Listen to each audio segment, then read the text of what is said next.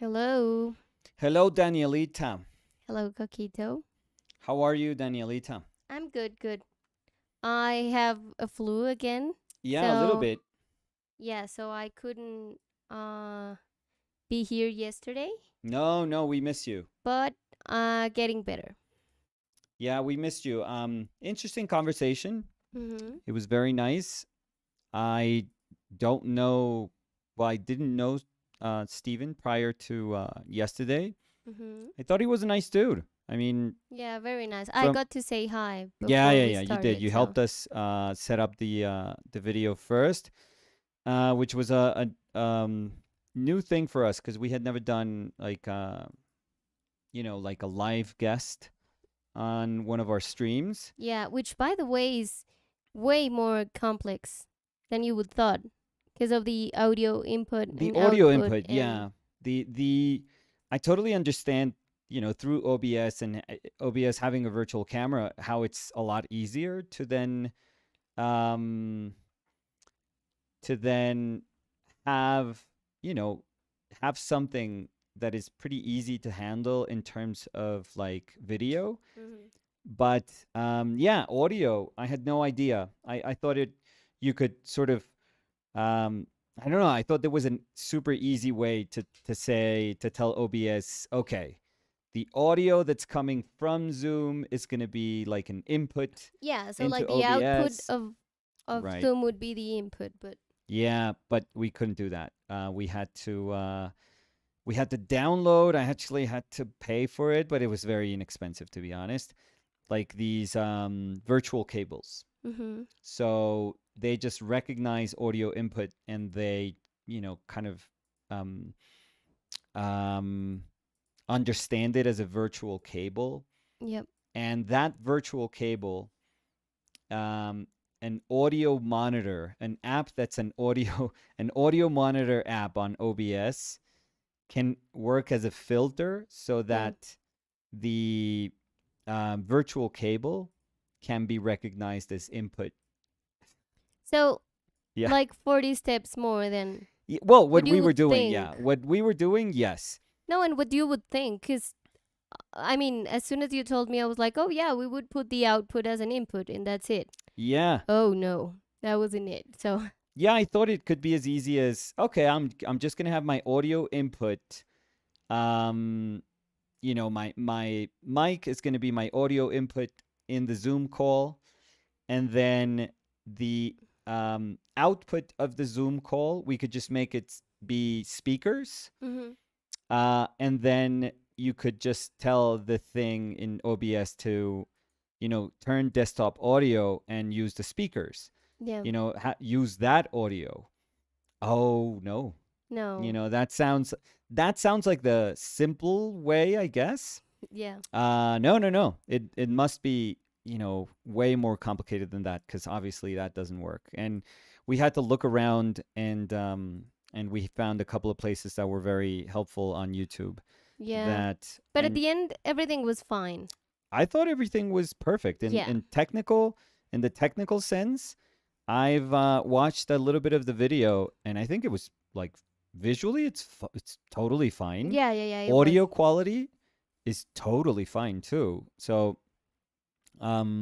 yeah, I have no idea how people that stream live that have tons of different people, especially in pandemic. A lot of people, for example, for me, like video game stuff, they used to have guests all the time, But was it from live home. or Yeah. was it like Oh yeah, an yeah. edited video? No. These were live, like live reactions to things. Like everyone was working from home, Mhm. and it looked good. It looked good. It sounded good. Yeah, I mean, as we were saying, I think it's more that you have no idea how to do it, but once you do it, it's not complicated and it's Yeah. not as expensive Yeah, as you would I'm think. sure you could So, make it as complicated as you want, and I'm sure that you could, you know, um, if you have some audio software that you can clean up audio on everyone's end, and that can make it look and sound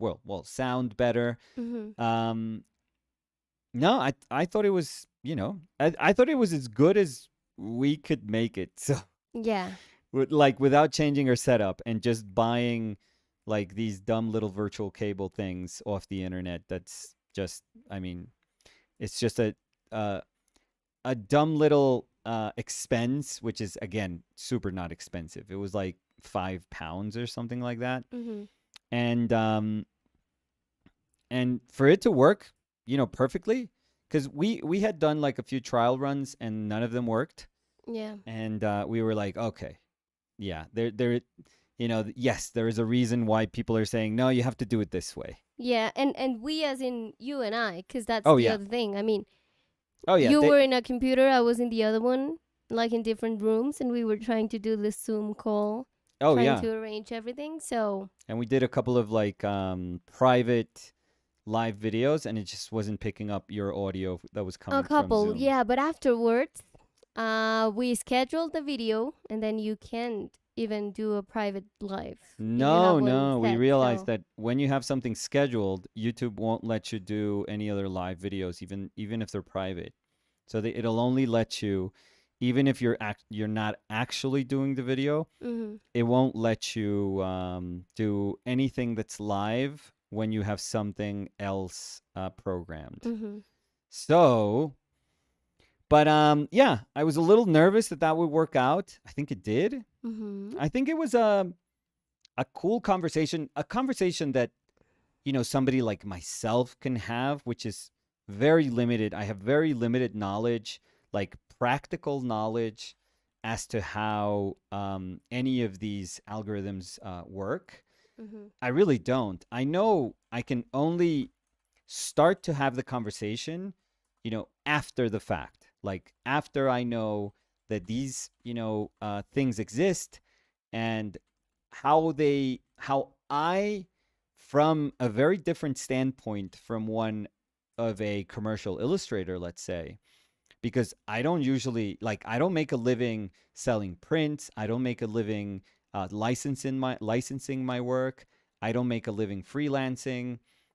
So I don't, I can't see this problem from a shore that doesn't quite, belong to me. Um, but I can do it from I don't know, like a sensible visual artist standpoint. And as a curious Oh, standpoint, very which I curious. think Yeah, it's yeah, yeah. also very cool, because I think that I've been seeing in a lot of things regarding, like a lot of conversations regarding AI. Yep. I think that people think that you have to be like hyper informed about everything to be able to enter one of those discussions. Right. And I think it's important to make people feel like that's an accessible conversation you could have, like an accessible topic. And it's not just something super blinded, like if you're not informed at all, you can't have that conversation. Because I think that that's the way we all can gather knowledge about AI. So I Right. think it's very interesting, because I also think it's a very polarizing conversation. There's Yeah. people that are like completely against it, and there's people that defend it like no matter what. Yeah, like vehemently. Exactly. So I think that's one of those difficult conversations to have, Yeah. and I think it was very cool because I was listening to it while I was working, and I think it's very cool. Hogging up our bandwidth. Thank you. No, Dan. because I No, was I'm kidding. no, I because I know. was I know. I know. with my phone data. I don't know how to call it. Hogging up our bandwidth. No, and also, I mean, to be honest, I listened by sometimes because then I had to stop for some things of the work. But I wanted to say that I really like that you both were open to the conversation, even though, as you were saying, you could share some points, but also disagree or question some other points that the other one had. Yes. But you two were open to discussing. It was not something that was like, you know what, this is my, like, my part of the table, that's your part of the table, and we can't even listen to each other's argument because we're gonna crash, which I think it's something that's happening a lot. Like you can see in conversations in Twitter or conversations in forums. I don't know if you call them forums nowadays, No, but but even our chat was Even our chat, very yeah, busy yesterday. it Um, was very polarized. And yeah, Danny, is it automatic? yeah. Okay, that wasn't. Sorry. No, no, no. It's like Yeah, when, even in our chat, there were like I think different points of view, if I can express it yeah. that way. And I have to say, I appreciate different points of view, but I do think that in order to have a conversation, you have to be open to have a conversation. Because again, if you're just like standing in your border and you say, you know what? No, you're just dumb. You don't know what you're saying. You don't know what you're asking. You don't know how you're asking. How come you ask this? How come you're talking about this and you don't know about this? If that's your point, then you're not open for a conversation because you're going to have a conversation with yourself. So I do think it's very cool to have a place where, as you were saying, you have a different education that Steven has, Yeah, and you work in different art spaces, let's say, yeah, and you could both just talk about it as if it's another topic, because I do think it's another topic that's worth talking about. So I don't yes, think it's cool if people start just being afraid of having a conversation that involves AI, because they're just, or they're gonna be like roasted, because people are just gonna be super mad and angry and like unapologetically rude, or because they're gonna be just like afraid of asking questions just because they don't know. mm. So yeah, I do find like a very, very, como digo, como Value, valor, yeah, like a very valuable. high value to the conversation you both had. So I think it's cool. I'm sure there are better ones out there. I'm pretty positive. There has to be way more educated, way more cogent conversations going on. But the thing is Um, that this wasn't like a, I don't know, like an academic thing when well, yeah, where one studies one thing and the other. I think the like the cool thing about it, it was that it was a conversation.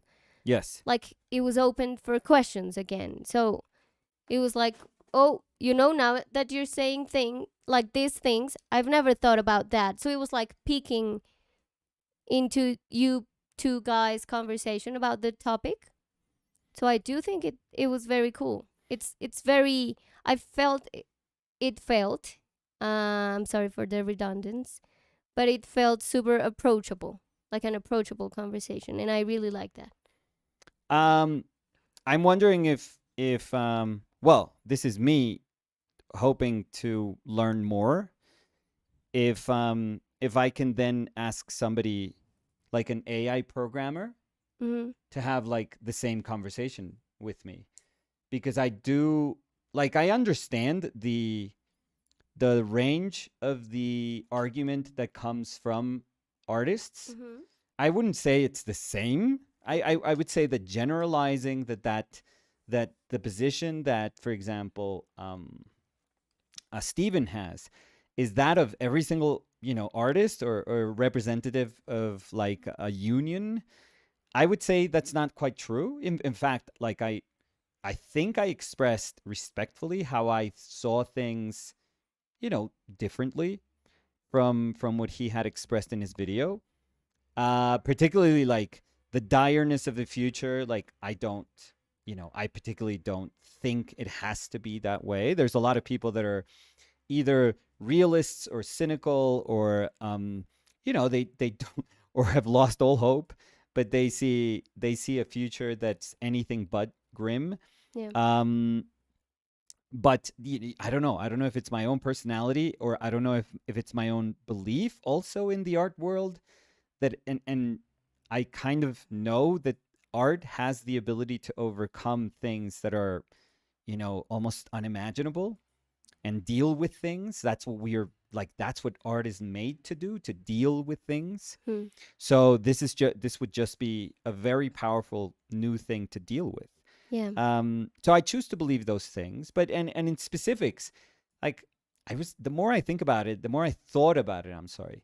Um, like I was seeing similarities, and I expressed one. Let's say, for example, he said, in his video that the way in which an AI compiles information differs vastly from how we use reference. And the more I thought about it, I was like, I don't know.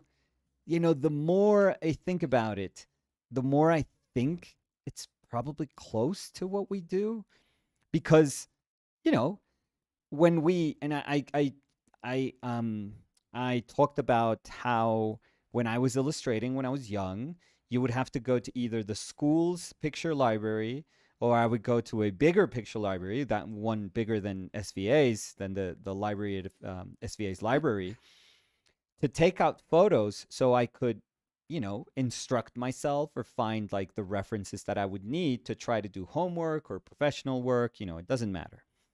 And the more I thought about it, I was like, I don't know, how is this different? Because the jobs that you would do, like, would always pose, or the jobs or homework or the exercises that you would do would always pose the same question, and they would be like, you have to solve something that you're maybe not familiar with. That was always the case.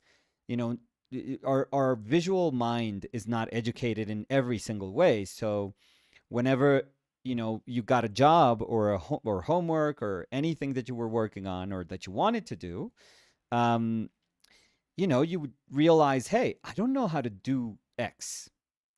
I have a vague idea of what those shapes look like, but I don't know the specific of those shapes. Like I don't know how to draw or how the light falls onto X. So the thing that you would do is just you go out and you take a bunch of pictures that don't belong to you of X. And then you would, sometimes, many times you would say, oh, this one, I could use this one for what I'm trying to say. And you would shift it a little bit. You would vary it just a little bit.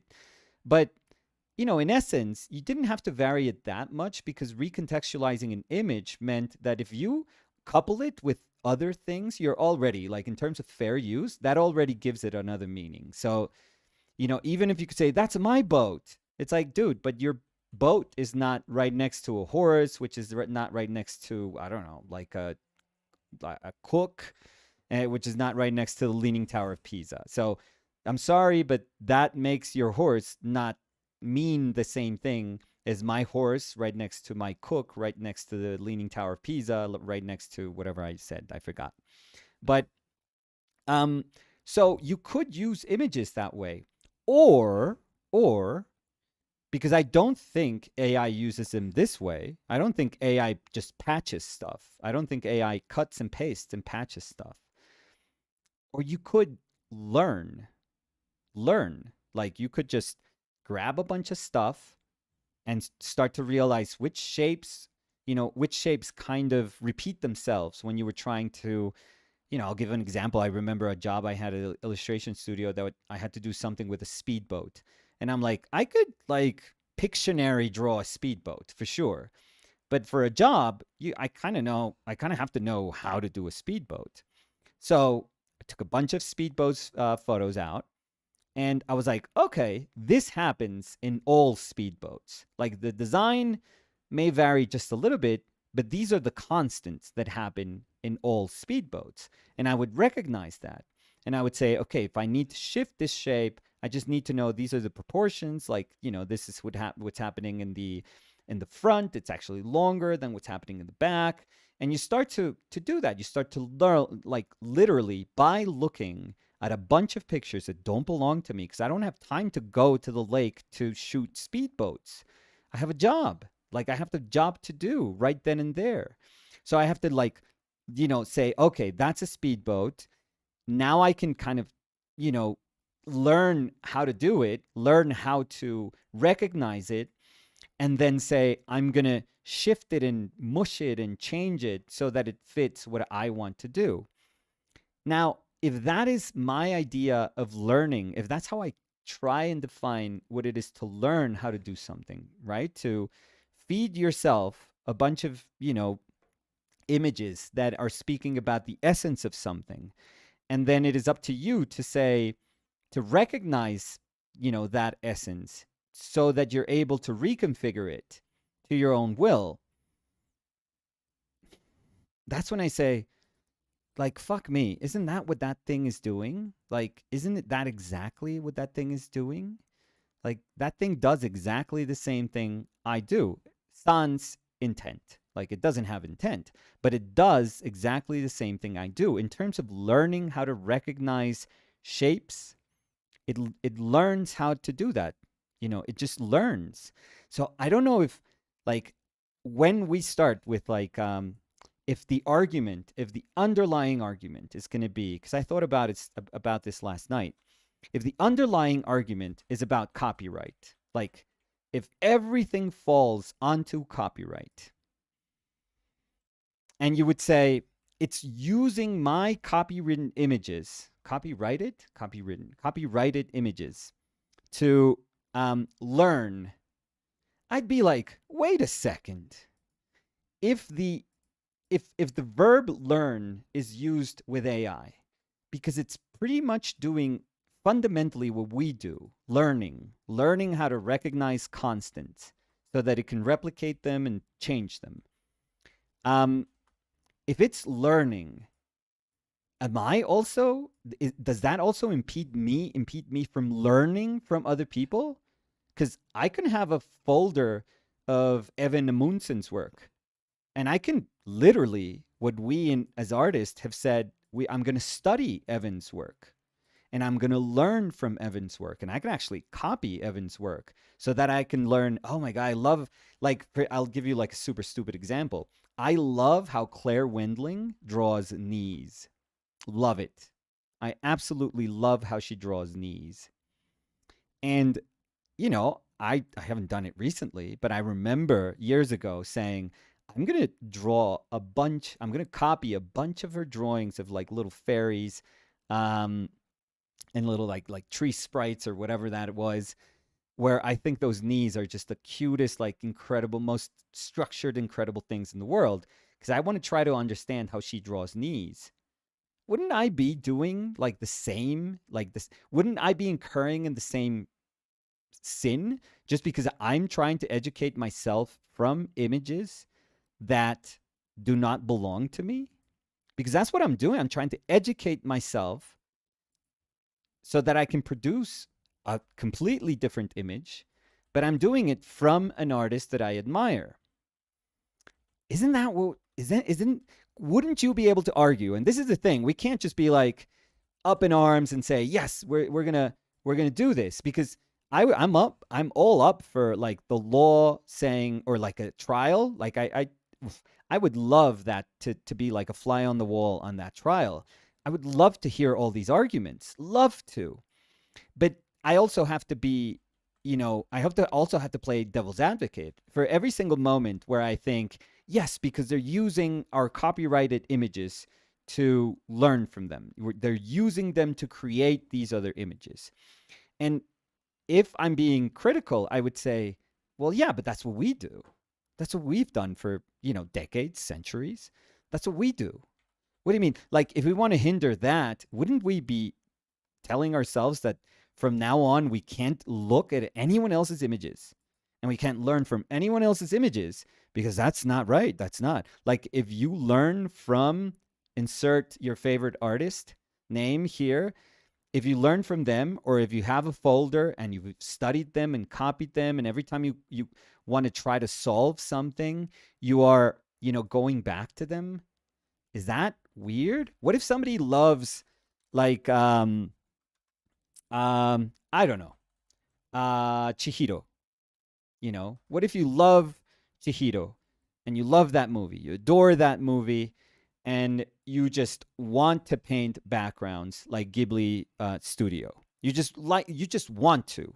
You're just like dying to at some point be hired by them, and you love. That's my favorite Ghibli movie, Chihiro. So Spirited Away, and you just study the shit out of that movie, and you copy those skies, and you copy the way they do the grass, and you start doing your pieces in order to fit to the aesthetic that is the Studio Ghibli aesthetic. Is that not the same thing? Are we not just taking artwork from somebody else that doesn't belong to us, that has rights, that is protected under certain rights, but are we not just studying from that artwork and then in the hopes of learning how to recognize its essence and then eventually creating something different from it? Because I have yet to see an image that looks exactly like somebody else's, like exactly like, you know, oh, you can tell that this is the rock that was lifted from this image, and this is the dragon's head that was lifted from this image, and this is the, which even then there would be an issue, because if you just cut and paste things, that's a whole different image that will never, like fair use would never even give that like a time of day. Like they would say, are you kidding me? A collage? You're going to come here with a collage? You're going to make the law, you're going to try to change the law with a collage? It's never going to happen. That's never happened, and it's never going to happen. But do you think, I think it's interesting also because I do think that they're learning, but I do think that it differs because of the margin of error of a computer versus a person learning. And I do think that there's like a machine learning margin is way different than a human learning margin. So it doesn't exactly mean the same thing. Because I think that your process of learning, or each of us process of learning, is not the same as a computer. Right, but we wouldn't, because we have like learning curves. But wouldn't that be like a fundamental like issue about learning then? Like we would have to redefine what learning is. No, I think we should get another word to define what the robot does. Because I do think that learning as we know it also talk about like trial and error. I love that you said the robot. Like beep boop, beep boop. Well, that's, yeah. Well, now we imagine it as a thing, but it's just a, it's just code. It's just an algorithm. The coding definition of learning, because I do think that they differ and they can't be the same because they're not in the same. I mean, as I was saying the last time we had a conversation about this, I think that we try to understand coding, or as I said, a robot, because of how we experience the world. But we as human can't say that our learning process is the same of the one of a robot. Right, but we're going to use our laws to interpret, and our words. Yeah, because we're trying to integrate. Yeah, but because we're trying to integrate that thing that the coding is doing into our world and into our established laws. So of course we have to do it into our legal terms. But I do think that it's very important to say, no, I mean, it's never the same. For example, that's why I was talking about like the pace of working of a robot and the pace that a human can work. Because I think it's completely different. And also the quote unquote learning is completely different. Yeah, but that's where I would say we're just not ready.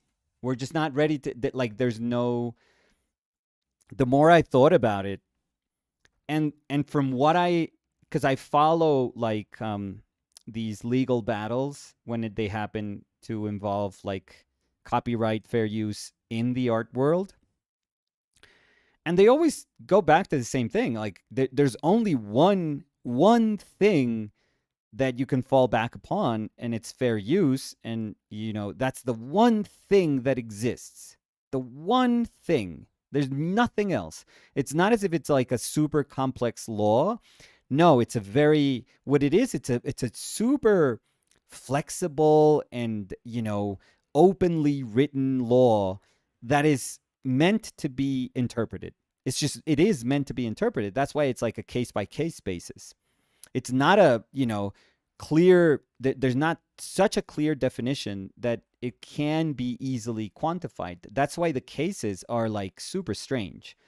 Every single time they're super, super strange. That's why, people like Richard Prince love, and that's why I like him. They love to push those buttons. They love it. From the start, he loved it. I mean, from the start, he was like, hey, these Marlboro magazine ads? I'm going to reshoot the magazine ad and blow it up and call it my own. But I'm going to take the Marlboro out of the photo. But the photographer, the Western photographer, that image belongs to them. But he was like, oh no, I'm going to take the commercial part of it out. And I'm going to make an argument to say that when I take the Marlboro out of the Marlboro Man ad, then it's a whole different thing. And that's craziness if you think about it. But that's awesome also. That's amazing. We've been doing that for a long, long time, like pushing. And it's always been the same argument. It's always been the same argument, which, by the way, nobody cares about this argument until there's money involved. When just anyone does it, like, nobody cares. But when you start to see that it's, sales are in the tens of thousands, hundreds of thousands, millions of dollars, it's like, oh, I want my cut. So I don't know. I really don't know what tools we would have to go after this thing. If it is infringing on somebody's rights and it's illegally gathering information, oh, hell yeah. That's something else completely different. And maybe it is through that you can, like, stop it.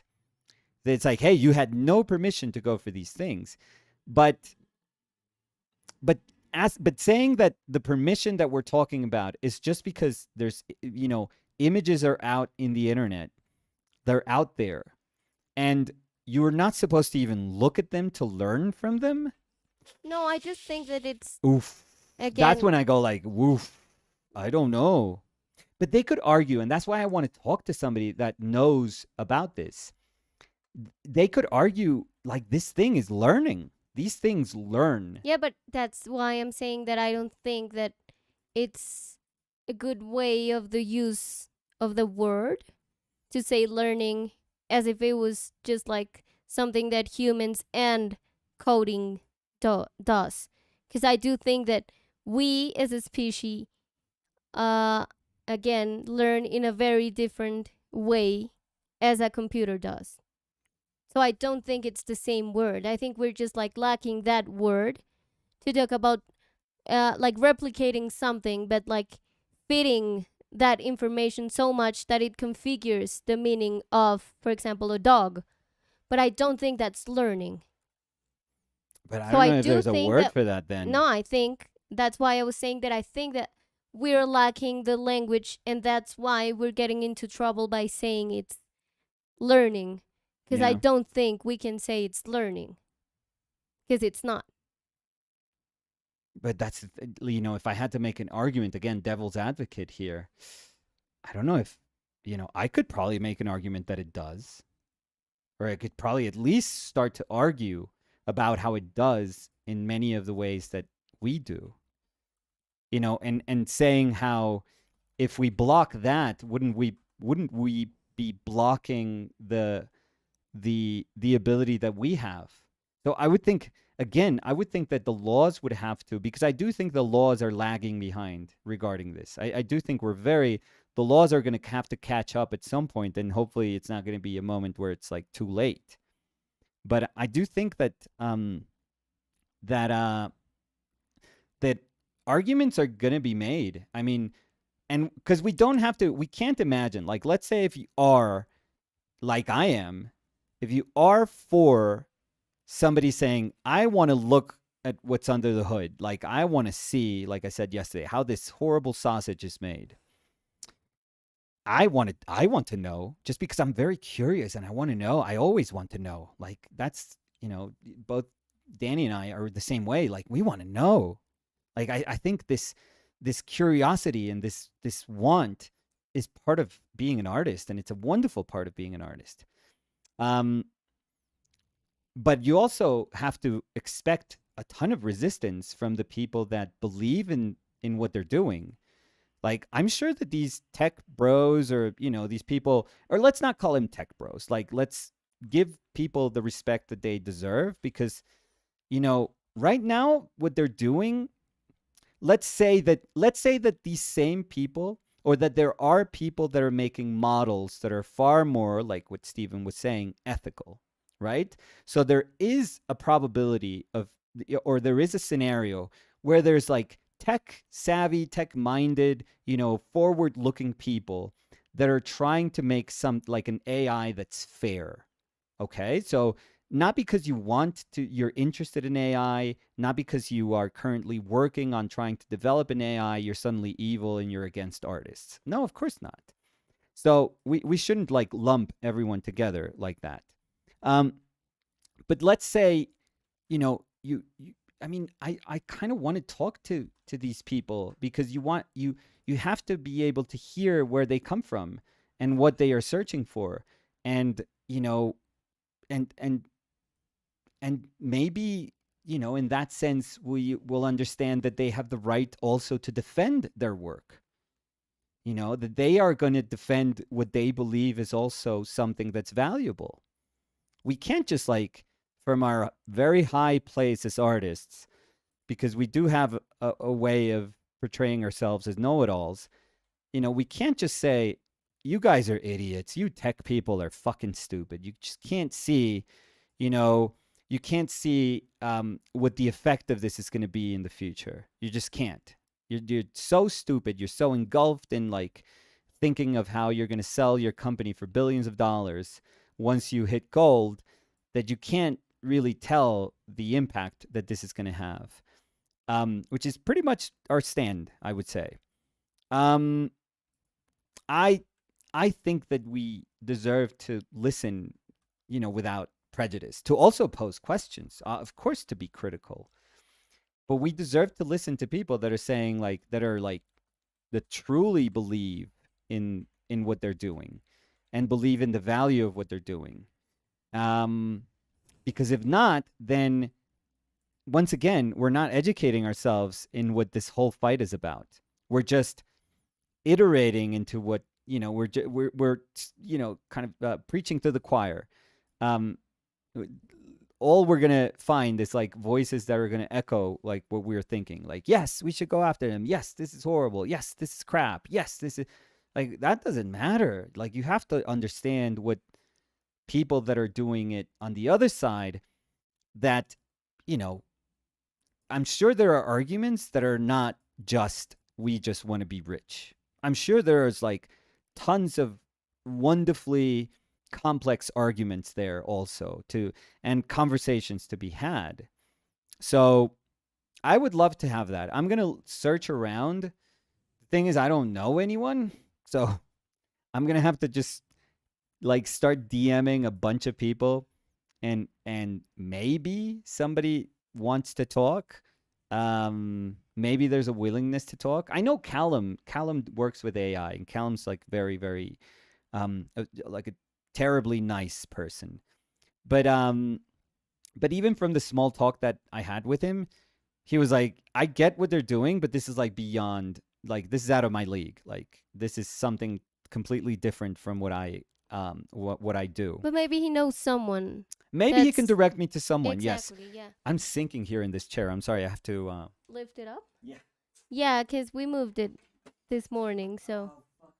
Do you need my help? No. Thank you. Beware of your head, because of the. Oh. Okay. There we go. There we go. Yeah. Something as simple as lifting up your chair is a whole. This is like a submarine, I think. Yeah. So it's like trying to work in a submarine. But like an individual submarine, because I think that in a submarine you have more space than Well, what you have there. It's very limited. It's like a capsule. Yeah. Yeah. Anyways, let's get to painting. I'm going to paint you today. Hopefully, I can shut up and do some painting now. No, but why shut up? Because if I start talking too much, I don't paint. So in the effort of trying to be efficient, I should shut up. Let's say hi, and I want to read, because there's a lot of comments about the conversation we were having. Yeah, and I hope people saw the video. If you haven't seen the video, I invite you to see the video. Mm-hmm. I invite you also to see Steven's video. Thank you for everyone that was suggesting it. I know Leah suggested it to us. last week. Salmon was also Salmon suggesting was it. also Yeah. suggesting the video for us last week. I am. I'm sorry if I disappointed you guys in not being fully convinced about all of the arguments. Because I kind of know my own sensibility and I know a lot of things that I wouldn't change about the way I think. But I'm also very conscious of how, when you speak to somebody who potentially can be, really affected by this, like their family, their family, their friends, when you talk to them, which is, again, this is not my world. I am not like a freelance illustrator. I don't work for like big studios. I've never worked at producing like a video game or an animation. I am at my core an illustrator, but because of the history of illustration and the history of images and I just love image making. But in terms of like real world, like, the industry that is illustration and everything that's like illustration adjacent, like concept art and stuff like that, that's not my reality. That's just not my world. So I can't, I can try to be sensitive to that world, and I can hear the just the nervousness. You can sense the nervousness that is present in a lot of professionals right now. You can sense the nervousness that is present in a lot of people. That was a comment that kind of broke my heart that people were doing yesterday in our chat, which is like, what do you tell young people that want to study art? Like, what do you say to them? And I mean, I don't know how to answer that, but I would, from my gut, I would say, if you want to study art, study art. Like, art is bigger than all of this. It's way bigger than all of this. Way, way bigger. So I don't know if this would be like the thing that makes me doubt my career choice. But the thing is, I come and I'll finish this, and then I'll Danny, I apologize, and I'll listen in on the comments. But But why apologize? no, because I it's don't want to fine. talk like an idiot for a long time here. But what was I gonna say? Fuck. What was I saying? You were saying I'm gonna say a last thing, Oh, no. but I don't know So what. no. So now I got it. And the apology made me forget. I wish I had like an AI brain. Um, no, who studies art thinking that it's going to be easy to get a job?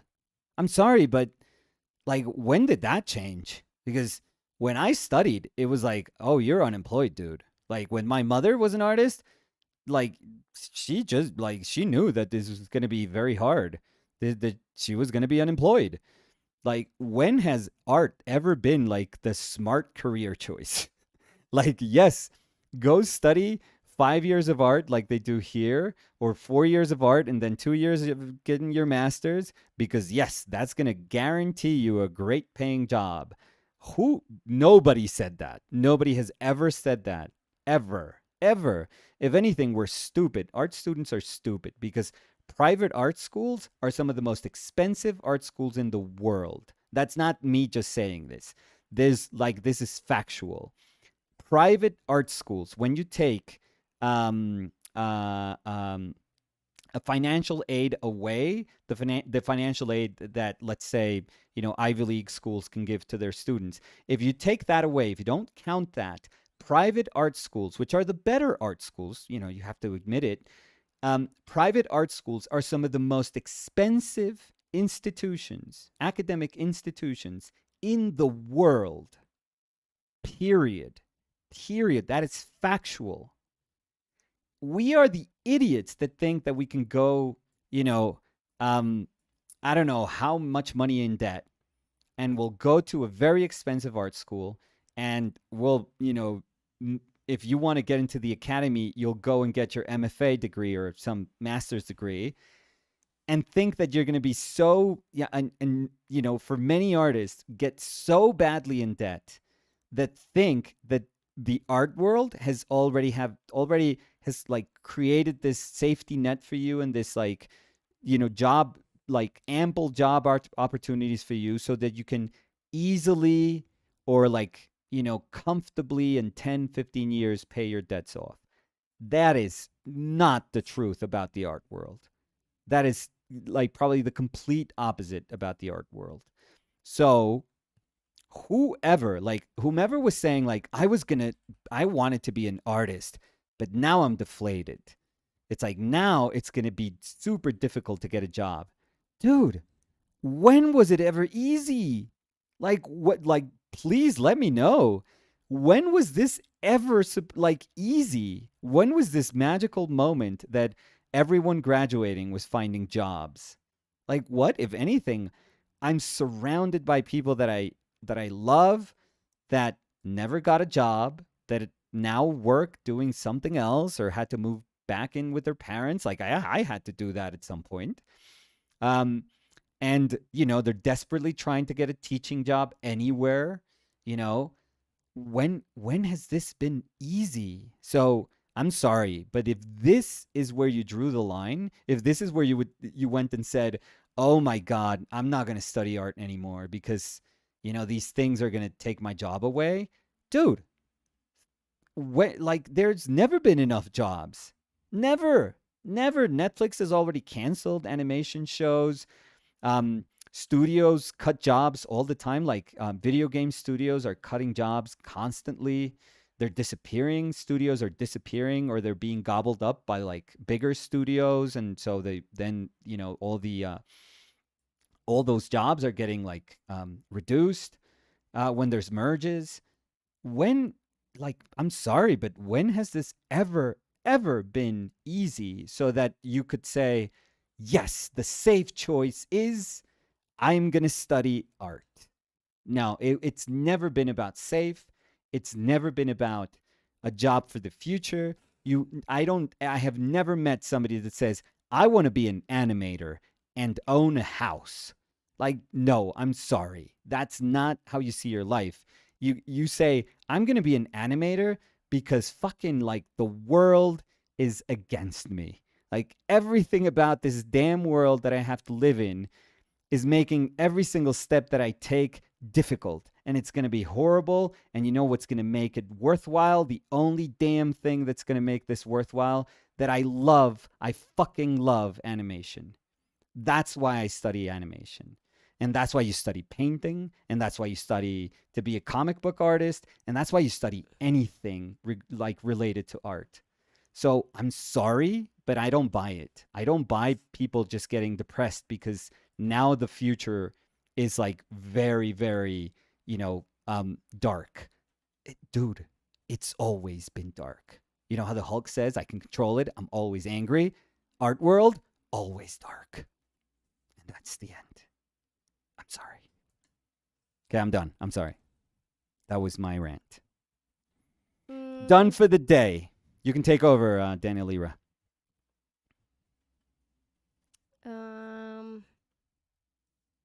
Let's see.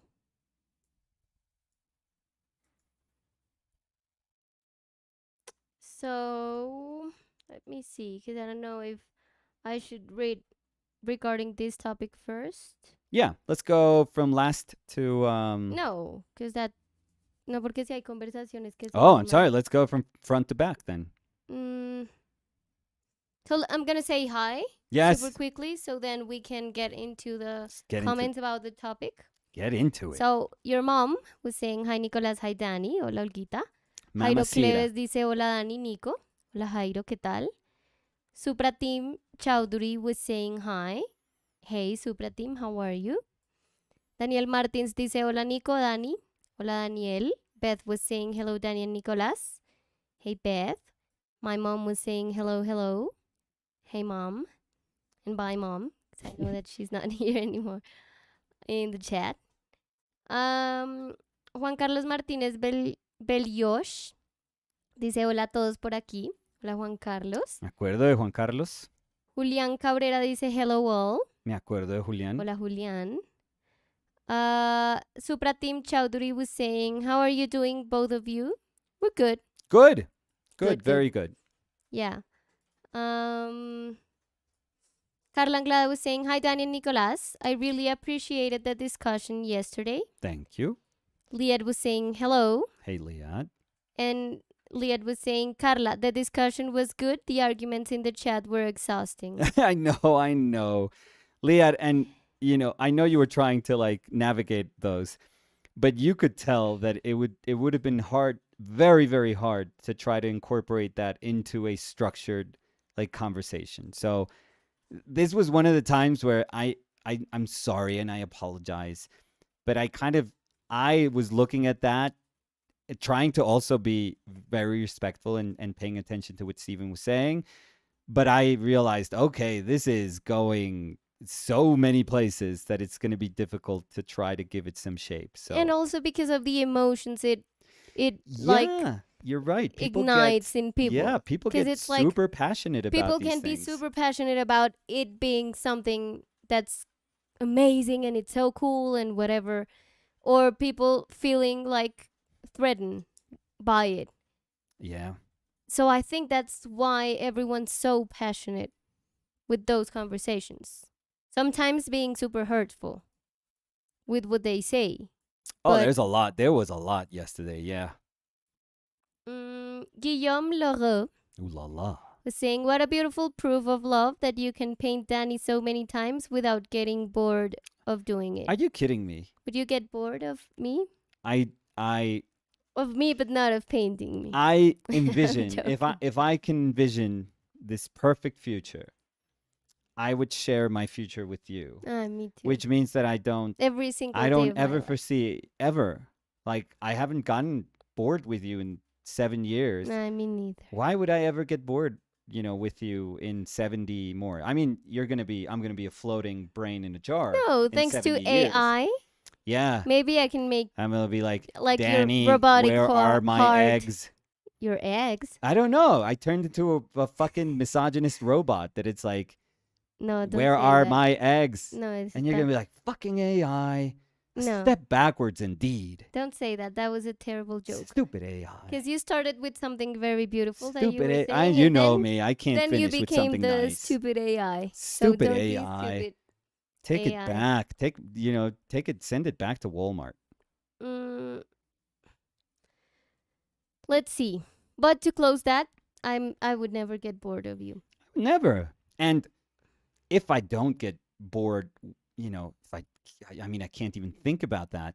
But if I don't get bored with you as a human being, why would I ever get bored painting you? That's so nice. So let me read another comment because I'm like smiling like dumb. Supratim Chowdhury was saying, how was Black Adam? Entertaining? Yeah, it was entertaining, and something curious happened because we went to a 4D, I think it's called. Yeah, the 4D moving room, chairs so it and the moves lights and there's and the like- smoke yeah. and pretty much like cheap Disney. Yeah, and we started the movie. Cheap. Nothing was moving. Yeah. We were like, what's going on? And then nothing. Because first we were the only people at the room, like at The the theater, cinema. Yeah, cinema. I know. And with the talkie.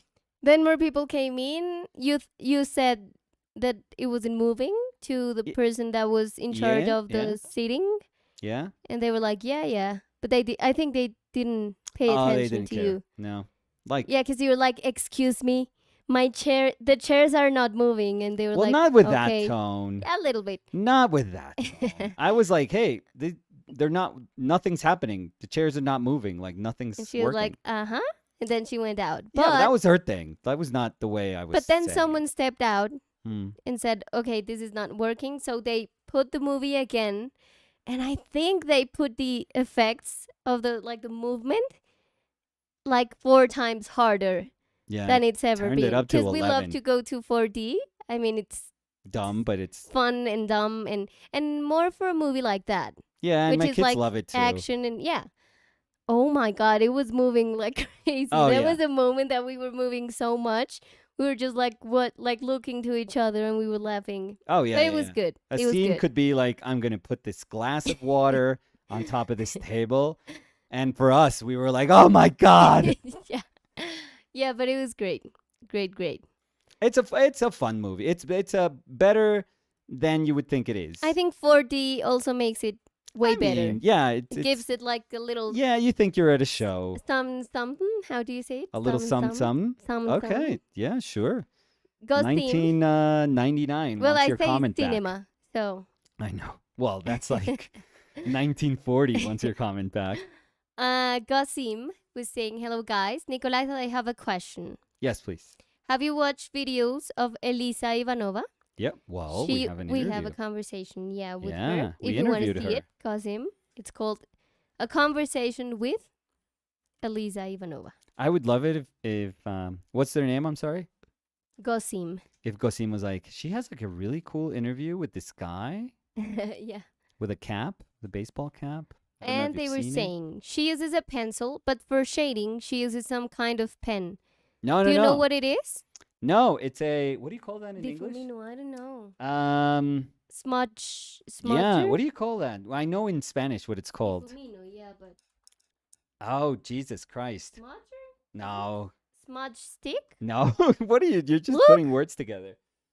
Yeah, but that's not the word. There's another nicer Smudge word. stick. Oh, come on. There's a better word for that. Smudging is a common technique. Yeah, but that's what it does, but that's not the word. Tortillon? You know what it is? Tortillion? No. I mean, I don't know if that's the classical. Cylindrical drawing tool.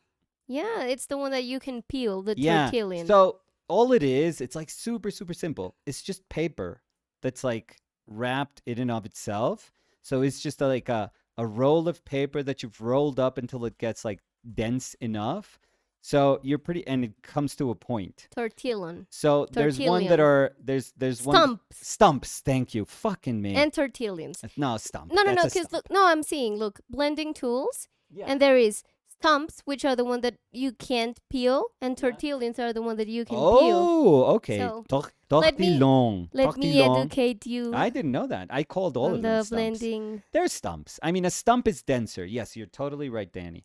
A stump is super dense. Mhm. I'm guessing it's the same thing. It's just kind of pulp, you know, Mhm. all kind of squished Oh, together. Jesus, did you Comes to a saw- point. Yeah. I'm sorry.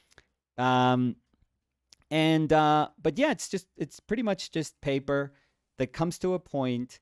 The ones that you can peel, you can peel Tortillons, that's so that you can get it tortillon. to a point again. The ones that are stumps, eventually it gets to, you know, they get their nib, the point starts to like what do you call that? Bend? Taper starts to like taper so that I have one. Do eventually you it's want me just to like a bring little it so we nub. can show it? Yeah, but no, it's okay. Oh, Just okay. just search stump but it's super cheap. It's very, very inexpensive. I'm sure you could find them where, you know, if you have an art store or anywhere where they sell, it probably has to be like some sort of an art store. It has some sort of art materials there, but you're going to be fine. Wherever they sell like little packs of pencils or like, you know, these kind of metal boxes of pencils of Statler or what's the brand that I use?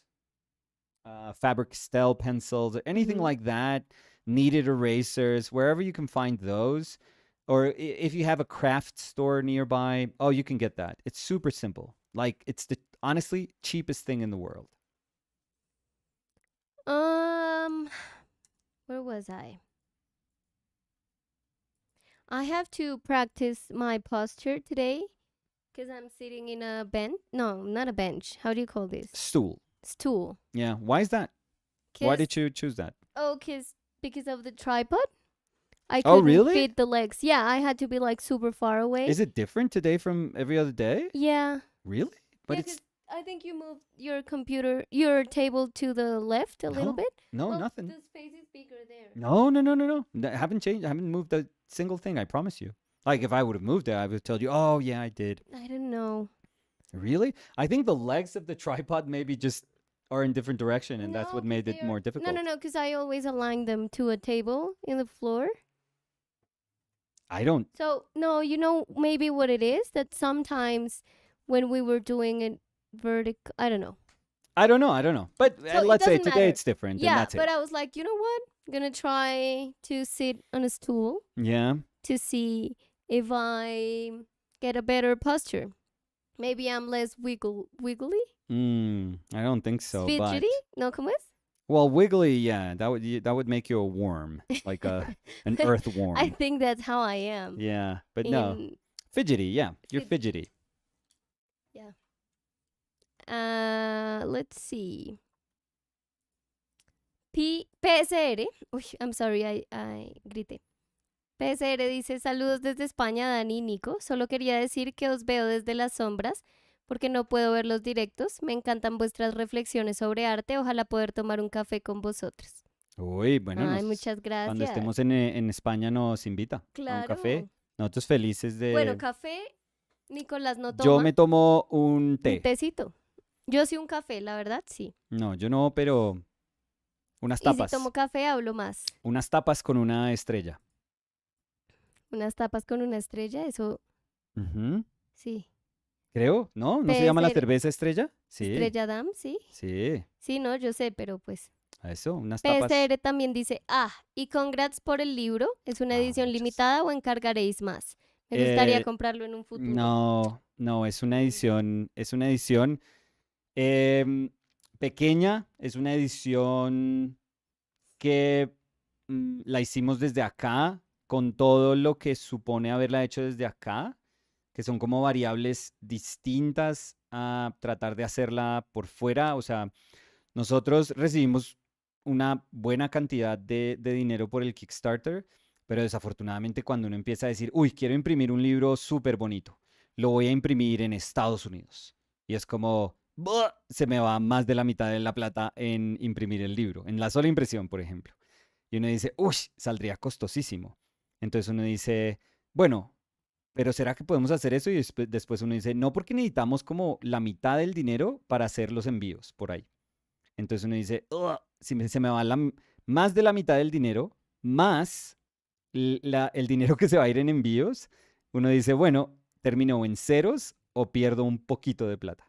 Pero miren, y puedo de pronto decir esto en inglés, we're talking about the book, but Danny, we've never like touched upon this, like the The work. specifics about it, but and I've talked to people that are close to me about this, like artists that are really close friends, and they know kind of about this, but About what? I'm without nervous. without saying like the number, because I do think that you remember the number.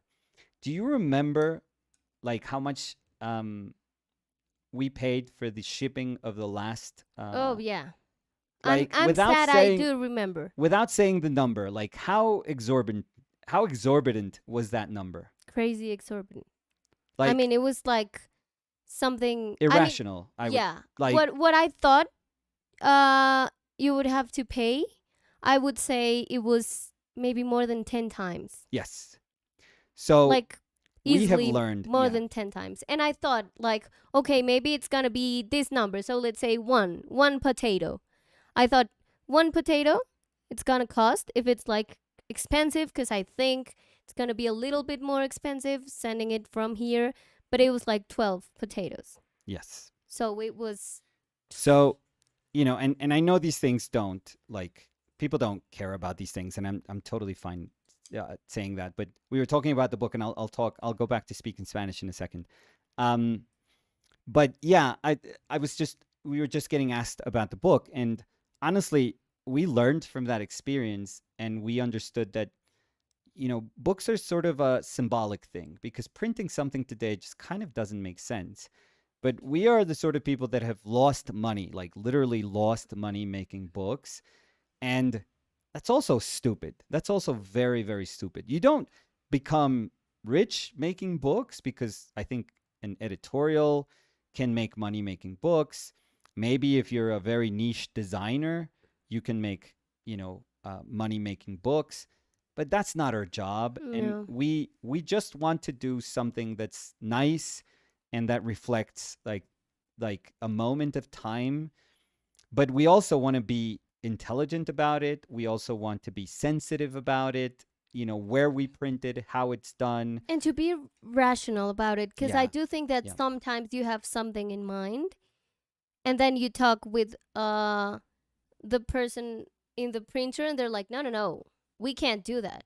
Like, even little things that we had no idea that were happening, that are happening like worldwide now. For example, I think they were telling us like, no, no, no, like the paper industry is like very complicated nowadays because there's Yeah. like a lack of production of There paper. is post-COVID, like Exactly. So it was literally a shortage of paper in the exactly. So it was world. like, oh, I want this paper, and they're like, no, no, no, you can't have it. And Yeah, it's like, some well, paper. why not? And they were like, no, because we don't import it anymore because they're not producing enough for like, ¿cómo se dice abastecer? Oh, I don't know. For No. like Yeah, we just can't have. distributing it to Yeah. the world. So it was, I think you have to be very down to earth with not only the production you can do, but also the things you can have and the ones you can't. Yeah. Because I do think that you could have like this ideal of the book, but then what the book ends up has to be like some concessions Oh, between what yeah. you want and what you can do. Because also, if you say, no, no, no, I need that paper, they would be like, okay, but then you would have to wait 2 years or 3 years to see if maybe they produce the paper again so we can get it here. Or you can be like, no, I want to change this other thing. And they would be like, okay, but the cost is going to be like duplicate. Because like even little shifts in the production of a book can increment like crazy. Yeah. And it's things that you didn't even thought about. No, the truth is the three other books that I've been involved with, because I have printed 2 other books before and 1 book with Danny, so 3 in total. Well, 3 projects, 4 books in total. None of these things that are like in the post-COVID, post like, Russia-Ukraine war, none of these things were things that you had to deal with. None of it. I remember in the second book I printed, I was like, oh, I want to wrap the cover with like this really nice linen. I showed somebody a book. I showed the advisor that I had from the printer. I showed a book that I owned, and I was like, I want this. And she was like, oh, that's imported linen. We have to import it. And I was like, can we do that? And she was like, yeah, it takes a little more time, but we can do that. And I was like, great. These things, what Danny's saying, it's like, oh no, they're not sending us that anymore, No, or 'cause they're not producing it anymore, I even or remember, the shipping costs of getting it here are so high or the that you're shipping gonna have to pay times, 3 or- times yeah. for it. From the value that you paid like last time. So that part, I have to say, I was not expecting it, and I know that for a lot of people, we understand that the world like changed super quickly, and you only get to see how it changed when you're trying to do like these very simple things that you thought were Yeah. normal. They made up part of your normal life, and now you realize, oh no, like I never thought would say, oh, you know what, the pulp and paper has been lessened because there's a shortage of pulp for paper in the world. Yeah, and It's I like, I what? remember we were like, what does that mean? And they were like, yeah, because they're making the same paper but with less pulp, so it's gonna be different. And we were like, what does that even mean? I mean, because I think, as you were saying, you didn't see the effects of changes. No. Because I don't think that, like, of all the things that happened with pandemics and with the war, you wouldn't think about the pulp in paper. It's like, oh no, No. paper changed. And it's like, what? But in How the about- same way that And then you see it, and it's like, okay, yeah. And as I was saying, I mean, when, like, before pandemic, if you wanted to do a book, it was like, yeah, we have 1,000 options of paper. Now it's like, oh no, we have 400, 300. yeah, for example, the paper that we had used on the 3 prior projects, 4 prior books, It's not available It's in not, doesn't- Colombia it's like, Not oh no, even we're not. by request. Yeah, it's like, oh no, I'm sorry, but you can't, like, no, that paper's not available. Like, no, we don't have that paper. It's like, what? I was like, what? What do you mean you don't have the paper? Like, that's a paper. That's like a regular, nice kind of, but regular kind of workhorse, nice paper. Yeah. And they were like, nope, nope. And I remember that we were even like, what are they talking about? Like Yeah. a lack of pulp. And then we like started looking for news, and it's like a shortage around the world. And Yeah. it's like It's something crazy. that It's dumb. we It's had no weird. idea about. And Exactly. I And guess in the same way, I'm sure people here, for example, actually people everywhere, but you would go to your grocery store and you would see everything. Like it was always packed, always whatever you need. And then you slowly started seeing, oh, I can't get this. I can't get this. I can't mm, get this. Like diapers, was a thing in the US, or probably still a thing in the US. Like there's a diaper shortage. And things that you would never even think about. Like, never. Or you would go, try to gas your car and it's like, what? Gas is how much now? Stuff like that when you realize we don't drive, we don't own a car, but it's those little things that make you realize, oh, the world is interconnected. Like everything, like if one little, domino falls down, it can impact things that you don't even realize. And I think that we had to make concessions mm-hmm. because this is a book done in a very weird moment in time. Like, again, post COVID and, In right the in the middle middle of a of a war that is exactly. senseless and horrendous. Um, it's kind of a reminder that when you think, oh, a war is like across the Atlantic, it doesn't, affect me. That's another part of the world. That's like people I'll never meet. Um, but you realize that it just trickles down to so many things that do affect you. That I'm not saying that you should care only because it affects you. No. I'm just saying that Like that you can is the see the nature of our world. tangible Yeah, that's the nature of our effect world. in Like it just happens. yeah. And so we had to deal with the fact that shipping is going to be dramatically more expensive even than the moment when we were getting quotes for it a year ago. Hmm. So even a year ago, shipping right now is dramatically more expensive. We Yes. deal with that every single week. Every single week we go to FedEx. Every single week we realize how dramatically it changes. Hmm. So we had to come to terms and say, okay, are we going to lose money again on a project that we just wanted to do and we love to do and we're doing wholeheartedly? Or are we going to be intelligent about this and mindful about this? And we're going to say, okay, there are all these limitations because it is what it is, but let's try to make the best that we can do within Exactly. those limitations. Yeah, because I do think, and this is something we had very clear, you and I, is that we were not going to cut edges just to get more money. No. No, no, it's But not a business. no. But I think it's very important also what you said, like not do something that then you would have to take out of your pocket to fulfill the book that you wanted to do, like the shippings or the production, because it doesn't make sense. Yeah, that's Because it's like, if if you want to do this, yes, you're gonna like people are gonna give this amount of money, but then you have to pay this other amount of money. So it's really gonna be a loss for you. So it's like, well, yeah, why would I do it? that's like bad business and just being plain stupid. Yeah. So And thank you. We've done both of those things before. So we know exactly what we're talking about yeah. when So we say bad business and being stupid. but I have to say we were very happy when we got the book. Yes. I 'Cause think the reproductions of the book are so beautiful. yeah, I So hope that beautiful. Can I bring it just to hold it here? I'm not gonna show Yes. it there. I just want to hold it oh, here so this that is people your can book. see You it. don't have to, ask me.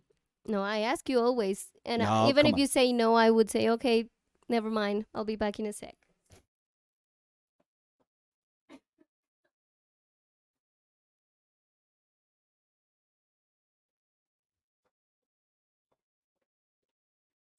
So here's our baby. What? No, not Chili. What? She's not here still. Like, todavía. I don't know how to Still say it. todavía? Still todavía. So this is our baby, Yeah. our precious book. And I say it like that because I do feel it's very precious. You're I'm going. sorry, the light is not the best here. It's a little bit overexposed. But okay, let me see because I want to see the comments. So, Pankernik was saying cut corners. What did I say? Oh, I don't know. Cut We're borders? always I gonna know, get. yeah, okay. We're But always. you got what I was saying. Yeah, we're always gonna get our expressions wrong. So, our book, this is the front and the back, which I love so much. Let me see, because it's a little bit blurred. I don't think it's ever about taking the filter off. Yeah? Yeah, it is. It helps a lot. So this is, it's like a drastic change. Okay. So this is the back. This is the front of the book. We did a cheeky little video with making a play. Oh, and I have to say we found the perfect song for it. Yeah. It's like a gym training, like you were saying, it's a horrible gym bros. song. Oh, it's a horrendous song. But yeah. It doesn't matter. So I'm going to open it in a random page. And we're going to show that spread just because. Just to make it fun. So I was going to say, say a number, but it's not number. No, so, we're going to play a game. So just going to open it. So you could open it wherever. Yeah. So this is one of the double pages, one of the spreads. Let's see another one.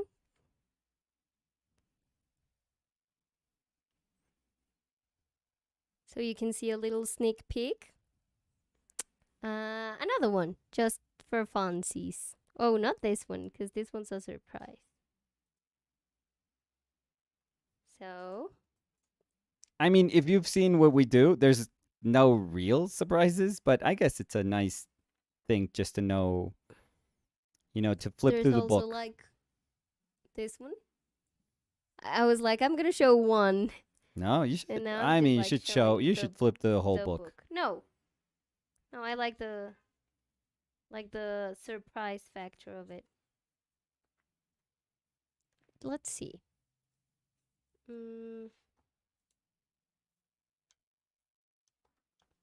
So we have also this, and with this, I'm done. Yes. Liad was saying either the book is very big or Danny is very small, or both. I think yes. Yes. No. I'm gonna say no. The book is not small. Yeah, the book is not so this huge. Is the book, No. This is me. No, the book. I mean, it's the measures that we said. So. Yeah. So, but it's not an oversized book. So yeah, this is the book. It is like a regular sized art book, to be honest.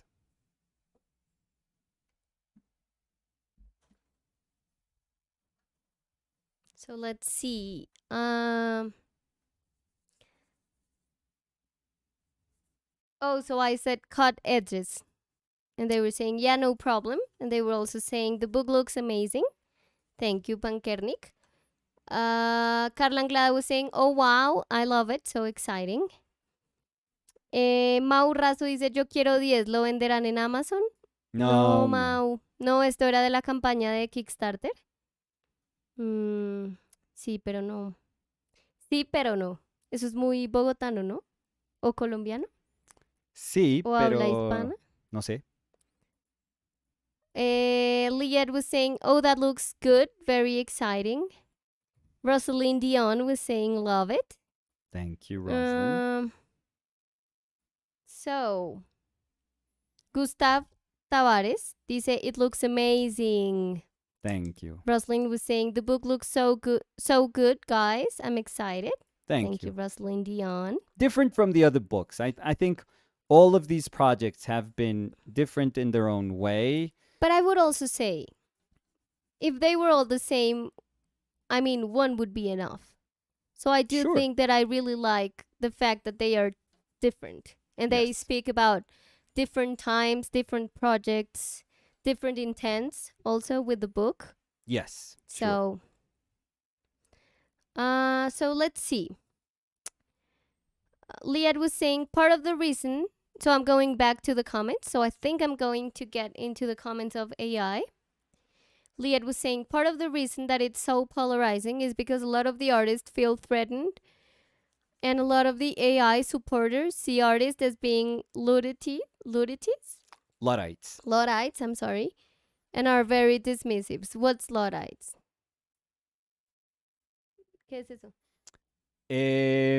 No sé cómo. A ver, yo Dame busco. la específica. Es que no sé cómo traducirlo. Dice, person opposed to new technology or ways ¿Como, of como working. tecnófobo de pronto? A member of No, any of the pero band. sí, como tecnófobo. Okay. Es que estaba pensando y no sabía si era más como puesto a algo generalizado o a tecnología específicamente. And Liad was saying, Nicolas, Yes. Liat. if you want to have a convo with an AI person, you have to find one that won't argue in bad faith and isn't monetarily invested in it because they are terribly disingenuous. But I do think that we are, and I don't know, but I would say we are generalizing because maybe they would also say, oh no, if you talk with an artist, they would be like completely opposed or completely, I don't know. I just think that you can't think that every single person, just because of what they do, they have a like a posture, like a drastic posture over something. But I don't know what you think about. I'm guessing what Liat is saying. It you're bound to find people that have agendas because they're protecting their Their business, yeah. yeah, their business or whatever they're researching, or I don't know. So I totally understand that. I'm also I also think that they'd be willing to you know to talk, and especially if I could direct them to, for example, the conversation that I had yesterday. Even though I am fully conscious that I would support this going to a court of law, and we would try to crack it open to see what happens, because they shouldn't be scared of that either. Like, if No. if you're not doing anything wrong, and if you think the argument just like falls on its own weight, because under its own weight, because there's no real reason to fear anything that the artist community is saying or is implying, then it's totally fine. But in the same way, I think they could also sense that I'm not somebody who is at all opposed to this. Fundamentally, I think, like I've always said, I think it's very scary, and I also think it's very exciting. I love that it can be both of those things for me. And I am completely aware that I'm feeling those things at the same time. So much that it pulls me in like completely different directions. And I feel weird about, I feel guilty and almost like estranged from my body when I feel like this could be something that's terribly exciting. So I've never shied away from saying that. So I think that if they see me as somebody that can pose questions that nobody should be afraid of trying to answer, but also somebody who is willing to listen, I'm, hopefully they can see me as that person. So it shouldn't be threatening for anyone, to be honest. I'm here to learn. I really am here to learn more about all of this. So Yeah, and I do think it's also important to say that we are in the, as we were saying, it's a lot of like speculation, because I do think that we're in the like starting point. We're just trying to find our way into understanding AI and AI's like involvement in our day-to-day life and in our laws and all that thing. So I think that's very important. And as you were saying, I think that something that's very important that Stephen touched in his video is the data ethics. Right. Because But I think that that's a trouble. right. And But I think that go. no. I was going to say, Danny, that the thing is he refers to that as ethics. Ethical problems, like ethical issues in the art world. Oof. I mean, if it's purely ethical issues, like that's not that nothing. That's toothless. That doesn't matter. You could be opposed to how somebody solves like an artwork. Like if it's just about, oh my god, I really do think the ethics about this are just weird. You may frown upon it. You may, you may pose like criticism. um, but that's not what's going to stop anything. Anything. Nothing is going to be stopped when we say it's an ethical issue. Like in the arts, no, come on. In a space where people are constantly finding how to protect their right to say whatever they want and to say it in however manner in which they want to say it. No, that's like there's nothing's going to happen in that sense. It has to be a legal issue. That's why I was saying, if we turn this into an ethical issue, like, oh no, that is not right. Like that doesn't bode well. It's like, no, what? No. This has to be like legal or illegal. Period. Period. If they are compiling information, if they're gathering information illegally, hell yeah, stop those people. Period. Hmm. Period. But if it's like, hey, this is not like, hey, what you're doing, hey, not cool, not cool. It's like, okay, sure. You keep saying not cool, I'm going to keep doing it. It's like, that's not going to stop anyone. So I really do think that I would love to have a conversation with copyright lawyer. Yeah, but I was looking and I found in springboard.com they were talking about artificial intelligence, and they were saying prioritizing national security. The U.S. Department of Defense adopted a series of ethical principles for artificial intelligence. So I do think that you Yeah, could but talk about. ethics are not laws.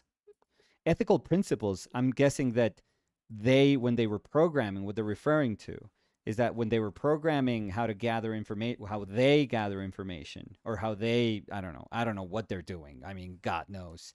But this was what what were you talking about?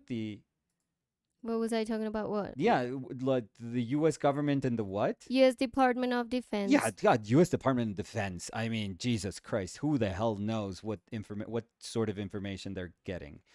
And they're saying like they want to be ethical. I mean, God knows what that means. Like those are just words. Department of Defense, they're gonna bomb. They have bombed hospitals No, but around the world. yeah, I mean, So yeah, but no, then that's gonna be the argument to just like take down no. I'm just every saying. argument I say. No, I'm just saying. But what I What? tried, No, no, Danny. but wait. What I'm trying to say is that I think that we are starting to get like steps into the laws of AI, which is something that didn't exist because AI wasn't part of our lives, but now it is. So I think that that exemplifies how there are things happening around AI and around AI ethics. I don't know if this, but in particular, I really don't. But but regarding what is going to be impactful to art world and commercial art world, aside from fair use, there's nothing. Aside from copyright and fair use, nothing. There's nothing. And that is a battle that could take years and years and years, because those battles usually are very long. So I don't know. I don't know. I think we need to be ready for, like, again, if they are gathering the information illegally, great. That's how you stop them. That is something that you can fight for sure. Um, I think in the sense of using images that belong to other people so that you can then make other images. I don't know. I really don't know how that is. But if the problem's how they're gathering data then Yeah. there's a problem, like a existential. No, I don't know how to say that. What's that?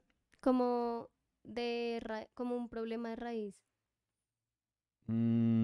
I don't know, but keep going So and we'll figure it out. there's like a very big problem there, because it's not, oh no, the problem's only the database, because I think that what they're producing is how it is because of the data Right, they've exactly. collected. Yeah, And exactly. I saw in that same page, there was a quote from Nick Burns, which is a SQL service data scientist, and he was saying, no matter how good your models are, they're only as good as your data. And they were saying that. Right. And I do think, yeah, I mean, and they do have the models, but if the data and how they're gathering the data is illegal, then they have nothing, because they would have to restart it. And as I was saying, as I was talking with you when we both were watching the video of Steven, I do think that there should be a place, like a place where you say, yes, I authorize that this is used for AI. Yeah, So like, maybe, as I was saying, maybe that's there's what Steven refers to as opt-in. so maybe there's like I don't know, a new version of Instagram, like an update. And as it happened with Facebook some years ago, that they were saying like, hey, you have to accept all the terms and conditions or you can't use Instagram. And you said, yes, I accept. So maybe they would have that, and they would say, okay, if you use this platform, this would be like open for AI to gather data. Let's not put our hopes into Instagram though. No, It I'm has to just be something using an else. Yeah. example. I'm just using an example. No, we talked But about I do this. think that, I know, but I wasn't there. So, but I do think that that's something that should happen, because I do think that they were just thinking that the world was their data, and like it was just like a pond that they could take without any problem. And I don't think in any industry that happens like that. I mean, it's not like you just can grab whatever you want just because you can, just because it's there.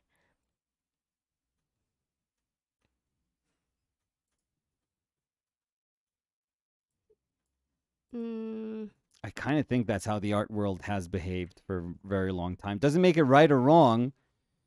You can make a ton of arguments to say that's not right.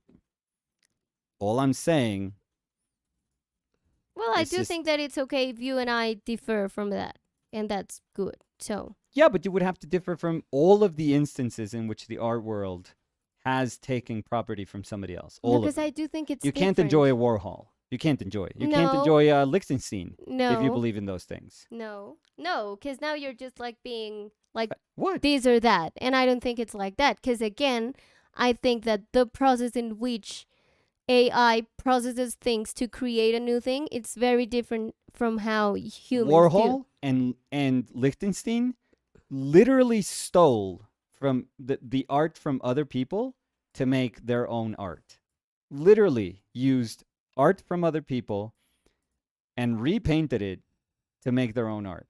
How is that even worse? Or how is that even not the same? They literally lifted what's the Liechtensteins, the comic book artist? Struzzo, something like that? Literally his panels lifted the images from his comic book panels to make his art. How is that not like, Jesus Christ, this was wrong? No, Sotheby's still sells Liechtensteins for millions. Warhol can sell a Marilyn for $200 million. And the picture of Marilyn that's in all those Marilyn, silk screens that Warhol did, Warhol didn't take that picture. That was a publicity still from a movie. The Elvis with the gun, that's a publicity still from a movie. Warhol lifted those things. The Dick Tracy painting of Warhol lifted that. So what are we like? All I'm saying is like, sure, but then you have to be up in arms about a ton of things. Rauschenberg, how do you justify Rauschenberg? Every single combine of Rauschenberg is done with images that don't belong to him. Every single one of those, like transfers, don't belong to him. JFK in the Rauschenberg very famous image. It's not his. It's not his. The thing is, the law changed, like, yes, in like late 80s, but come on, like, if you think one thing is wrong, it's wrong. It's always wrong. It's always been wrong. But you can't then just say, "Oh, I love Warhol," and then say, "Oh, but this is wrong." No, then all of it is wrong. All of it. All of it. And it has been rotten since, you know, long time ago, because the art world is referential, and the art world is about appropriating. Dada collages, Hannah Hawk, Picabia, Jesus Christ. Like, if you want to stop one thing, then all those dominoes just fall and they crumble a ton of the things that are part of our history. So I don't know. That's why I'm saying, like, it's not super easy to have this conversation. If you're an artist, and I'm sorry, I'm not saying like if you don't see this, you're not an artist. But if you're an artist and if you know where we come from, you know, I'm sorry, but you have to come to terms with where we come from, and all the decisions that have been made in the art world so that you exist as an artist today, and that your critical thinking exists the way it does today, because all those things happened. And all those things, and if you're opposed to one thing happening now, you have to go back and you have to say, we were always fucked. Like, this has always been wrong. And fine, like, if you want to do that, great.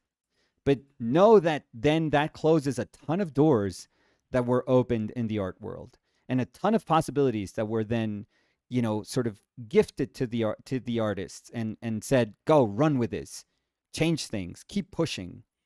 Like, pushing, we talk about pushing, and pushing means like sometimes pushing things to the limit, like to the limit. You know, it doesn't mean like slightly nudging. Like, the art world pushes. You know, sometimes it's wrong. You know, sometimes it is. It really is. When what's her Dana Schutz. We've talked about this. Tough subject matter to talk about. When Dana Schutz painted Emmett Till, that was not right. That was not right. You know, painting something that doesn't belong to you, right? We're speaking about using things that don't belong to us, using a narrative that doesn't belong to us. I'm not referring to Emmett Till as an object. I'm not objectifying Emmett Till, obviously. I'm thinking I'm going to use this, you know, this moment as it belongs, as if it belonged to me. Didn't belong to her, you know. But that's what we do. We push, and I would argue she was in the wrong. Like, that's, you should speak about the things that you can speak about. But there's a huge argument behind there about the things that we're meant to paint, the things that we're meant to talk about.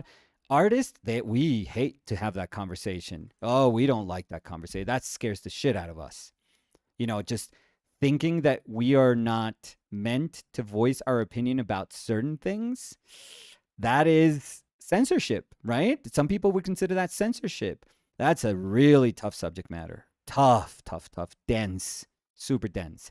But my point in all of this is that we've pushed to uncomfortable degrees, to very uncomfortable degrees.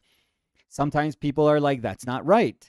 But sometimes there's legal battles. No, but plagiarism exists in art. Right, fraud, sure. Fraud is like, yeah, but there's like legal issues in art that are like super easy to identify. Plagiarism is like, yeah, sure, you copied something and you try to pass it as your own. Sure, period. So easy to identify.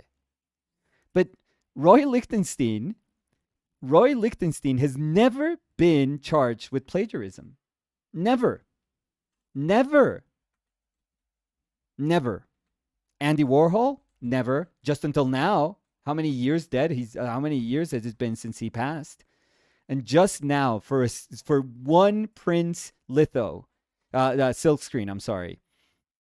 For one image, there's a photographer saying, hey, there was a Vanity Fair, you know, yes, sure, this was licensed by Vanity Fair. Sure, this was used for this, but I didn't authorize it to be used then for this other thing. But, you know, aside from those examples, never. The only one that carries that burden, almost like on like Atlas like on his shoulders, it's Richard Prince, because he's an idiot, because he's like this asshole that wants to push, that wants to like say, I'm gonna stick my finger in this, I'm gonna like poke, and I'm just gonna move around, and I'm gonna like I want to make people uncomfortable. Like, that's Richard Prince. He does everything he does since the beginning is just to make people uncomfortable, to challenge what people understand as their own right. That's why I like him. I like it. I think we need people like that, because think about it, if it weren't for Richard Prince, we wouldn't even be having half of the battles that we are trying to have to understand fair use, copyright and fair use. Like, we wouldn't. There's nobody that's like so head on saying, I want to fucking deal with this. Like, I know nobody else wants to deal with it. I want to deal with this. I want it. I want that fight. I want to feel what that feel like. I want to go through what that feels like. So can I read the sure. comments? R2112 was saying thin line between inspired by versus plagiarism.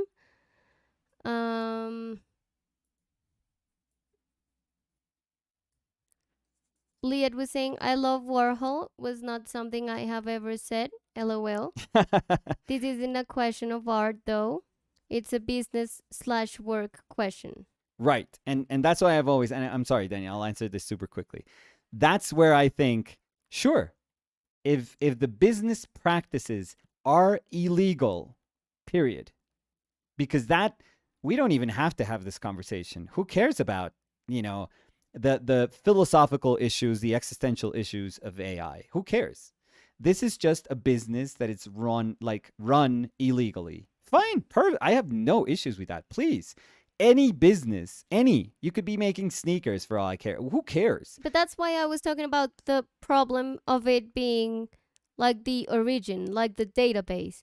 Right. If the way you gather the data in the database is illegal, it doesn't matter. Like, you don't even have to talk about things further than there. No, because if it's illegal, then you have to like have a law against it and just like take it down or modify the database. Well, use the laws that already exist to say you can't do this. This is like Assange. Like, we're going back to early Facebook days with this.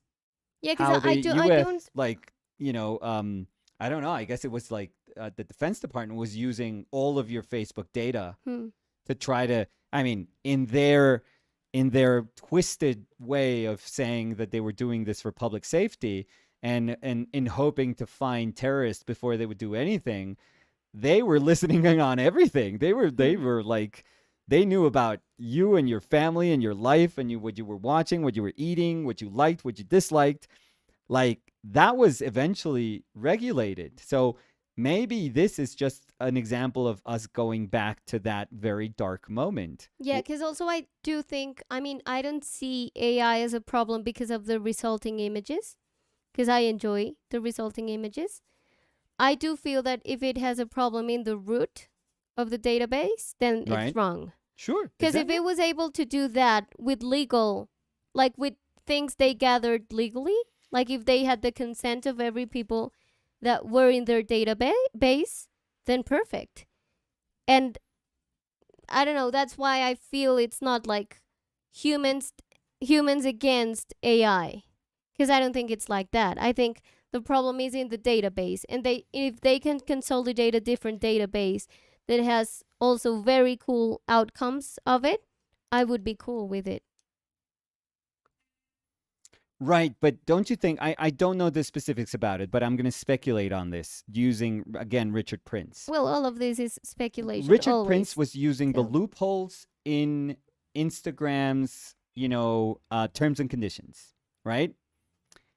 He was using like tiny little loopholes there to say, I can use this, and I can use this and just make up like a little comment underneath a photo.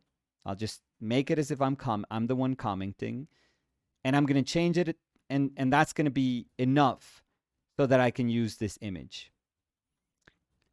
And from what I understand, he hasn't like there was never there was never like he didn't lose any like cases. He didn't, have to pay anyone for any of these photos.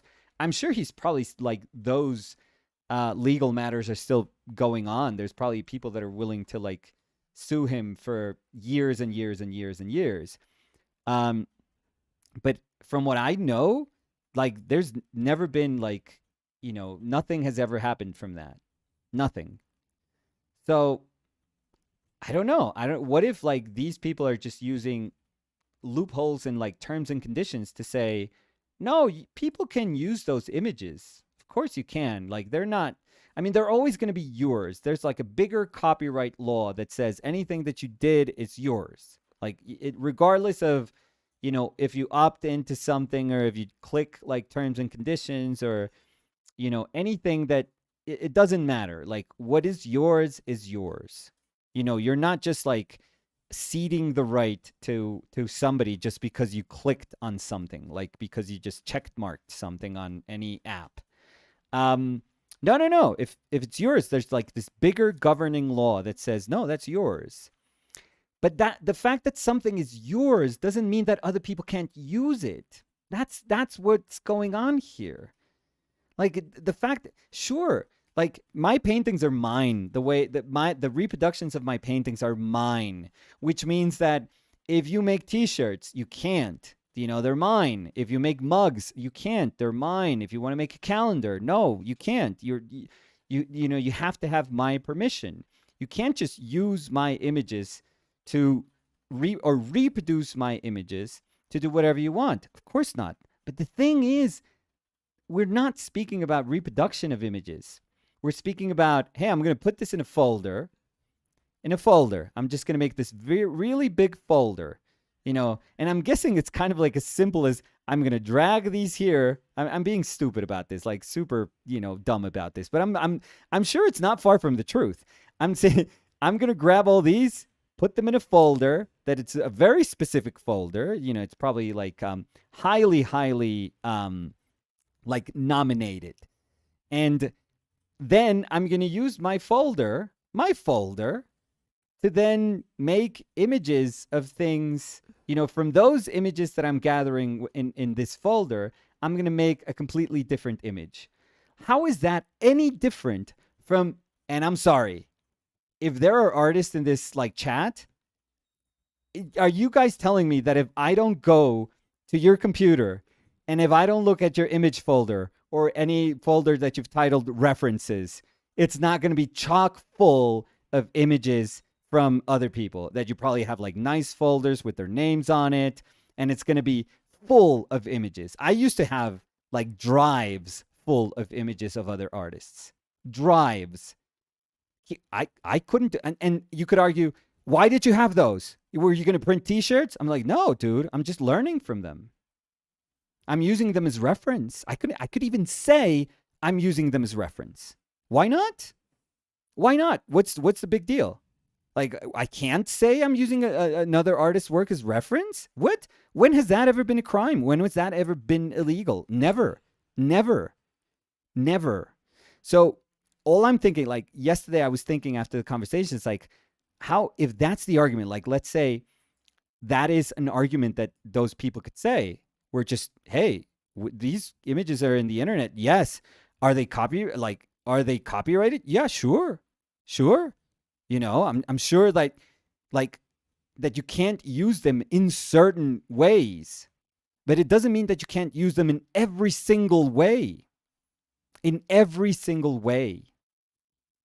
I don't know if that's possible to tell people, because imagine this, like if you tell somebody, no, you cannot collect images that belong to other people, we would be like, oh my God, FBI, open up. Like, what the hell?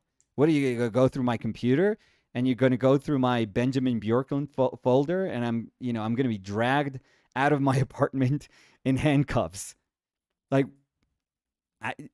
honestly, to me, it would be like, what's the difference? Like, explain to me the big difference about this, because fundamentally, I don't get it. I don't get it.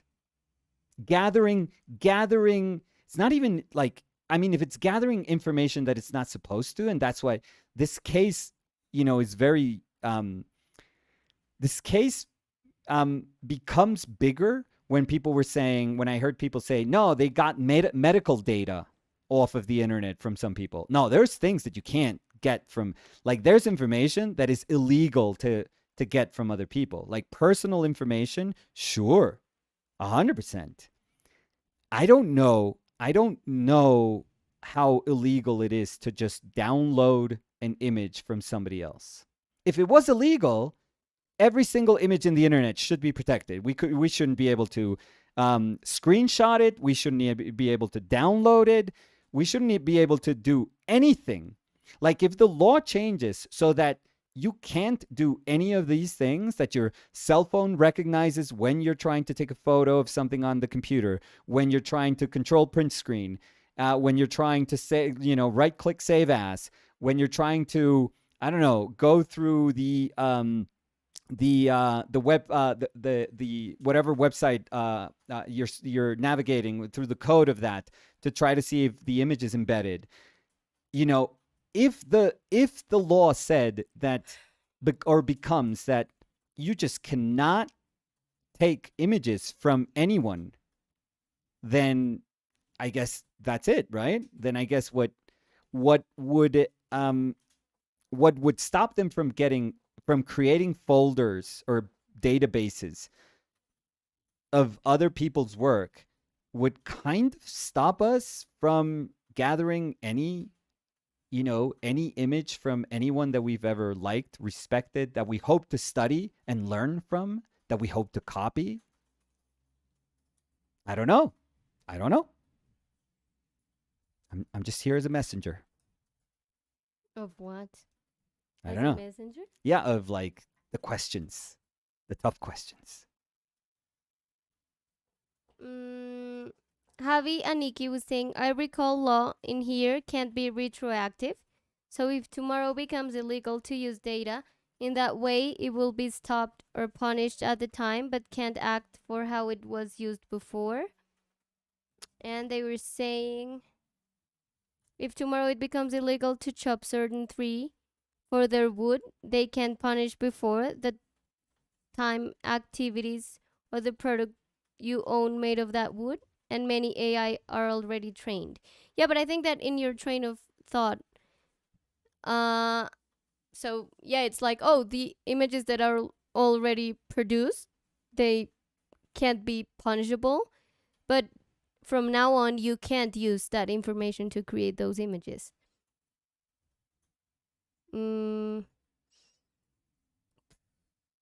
Let's see, because there's like a ton of comments. I'm sure this sparks up a lot of. Yeah, but let me read some comments, like to try whatever you want. Yeah. To read a lot of them. I'll shut up so you can. No, I'm not. That's not what I'm saying. No. But I know that I'm read a couple of. I'm forgetting so that I'm painting. Can I tell you? I have no idea how I got this down. I don't even know how I've been painting this because I haven't been paying attention.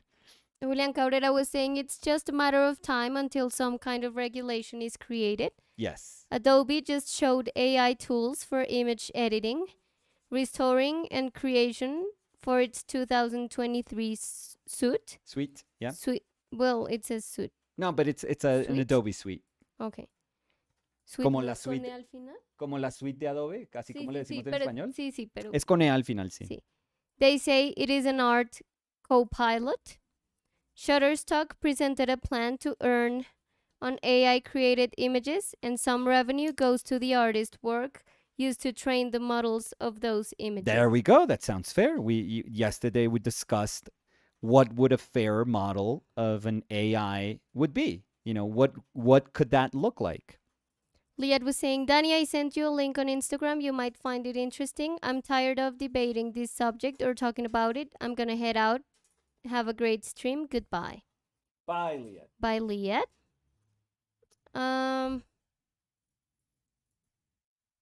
Cody was saying, I have formulated the opinion that regardless of what happens with AI, I'm going to keep painting, and that's good enough for me.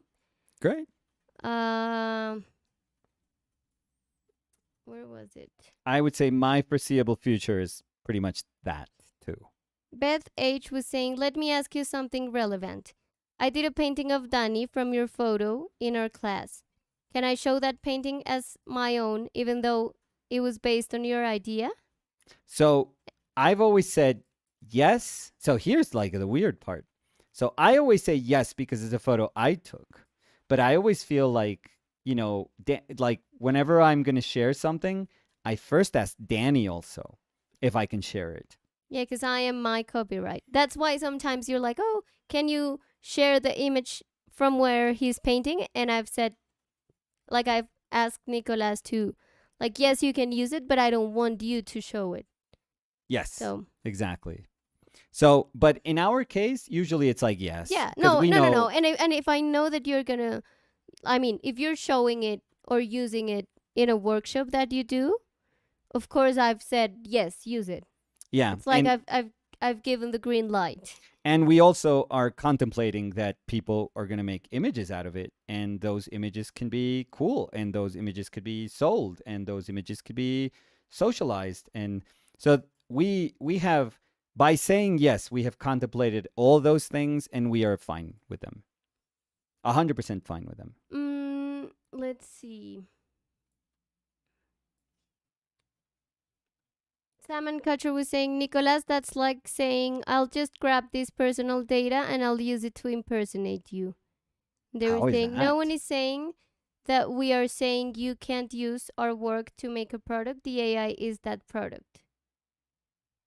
Let's see. Mm, I also know how, like, I understand how difficult it is also to have to write like a comment and hope that that comment can be like Contextualized yeah, afterwards. and it's Yeah. like, okay, I'm gonna try to answer. Like, I wouldn't be able to do it. Like, the fact that we have a microphone here and we can just for a couple of hours like try to make sense of it without really ended up anywhere, but we can just navigate this thing. It gives us like a tiny bit of or I would say a huge advantage. But if I were trying to be part of a conversation and hoping that a comment would summarize how I feel about, like, specifically about something, it would be really hard for me to try to do it. Benjiro Masati was saying deep learning, it's not the same as a human brain. It's like in the 50s that people say the computers are the same as a human brain.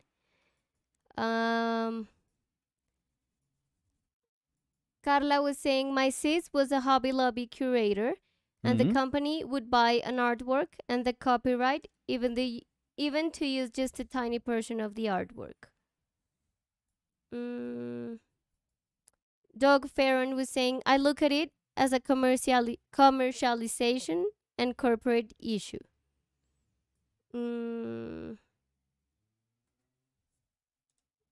Let's see. Manjiro Masati dice, Dani, tu charla con Zapata me dio ganas de renunciar a mi sueño de ser artista. No, el que habló fue Nicolás. Yo ayer no estuve, pero sí. Pero ya ahorita Dice, dijimos, no quiero renunciar a la escuela de arte, pero el futuro se ve simplemente deprimente. pero ¿y quién está hablando? Dime, discúlpame. Banjiro Masati. O Pan- Banjiro. Bueno, ¿Panjiro o No, Banjiro. Vanjiro? No, B larga. No, bueno, me está entendiendo. Sí, con todo respeto, ¿no? No sé si sea el nombre o... Banjiro. Sí, no sé si sea el nombre o un personaje de anime.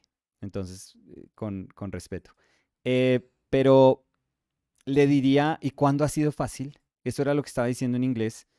Y es que cuando usted quiso, se lo digo súper respetuoso, pero le diría, o sea, si usted estuviera en una clase conmigo, o si estuviera, digamos, eh, visitando, haciendo un tour a la universidad donde yo enseñaba, a la Facultad de Artes.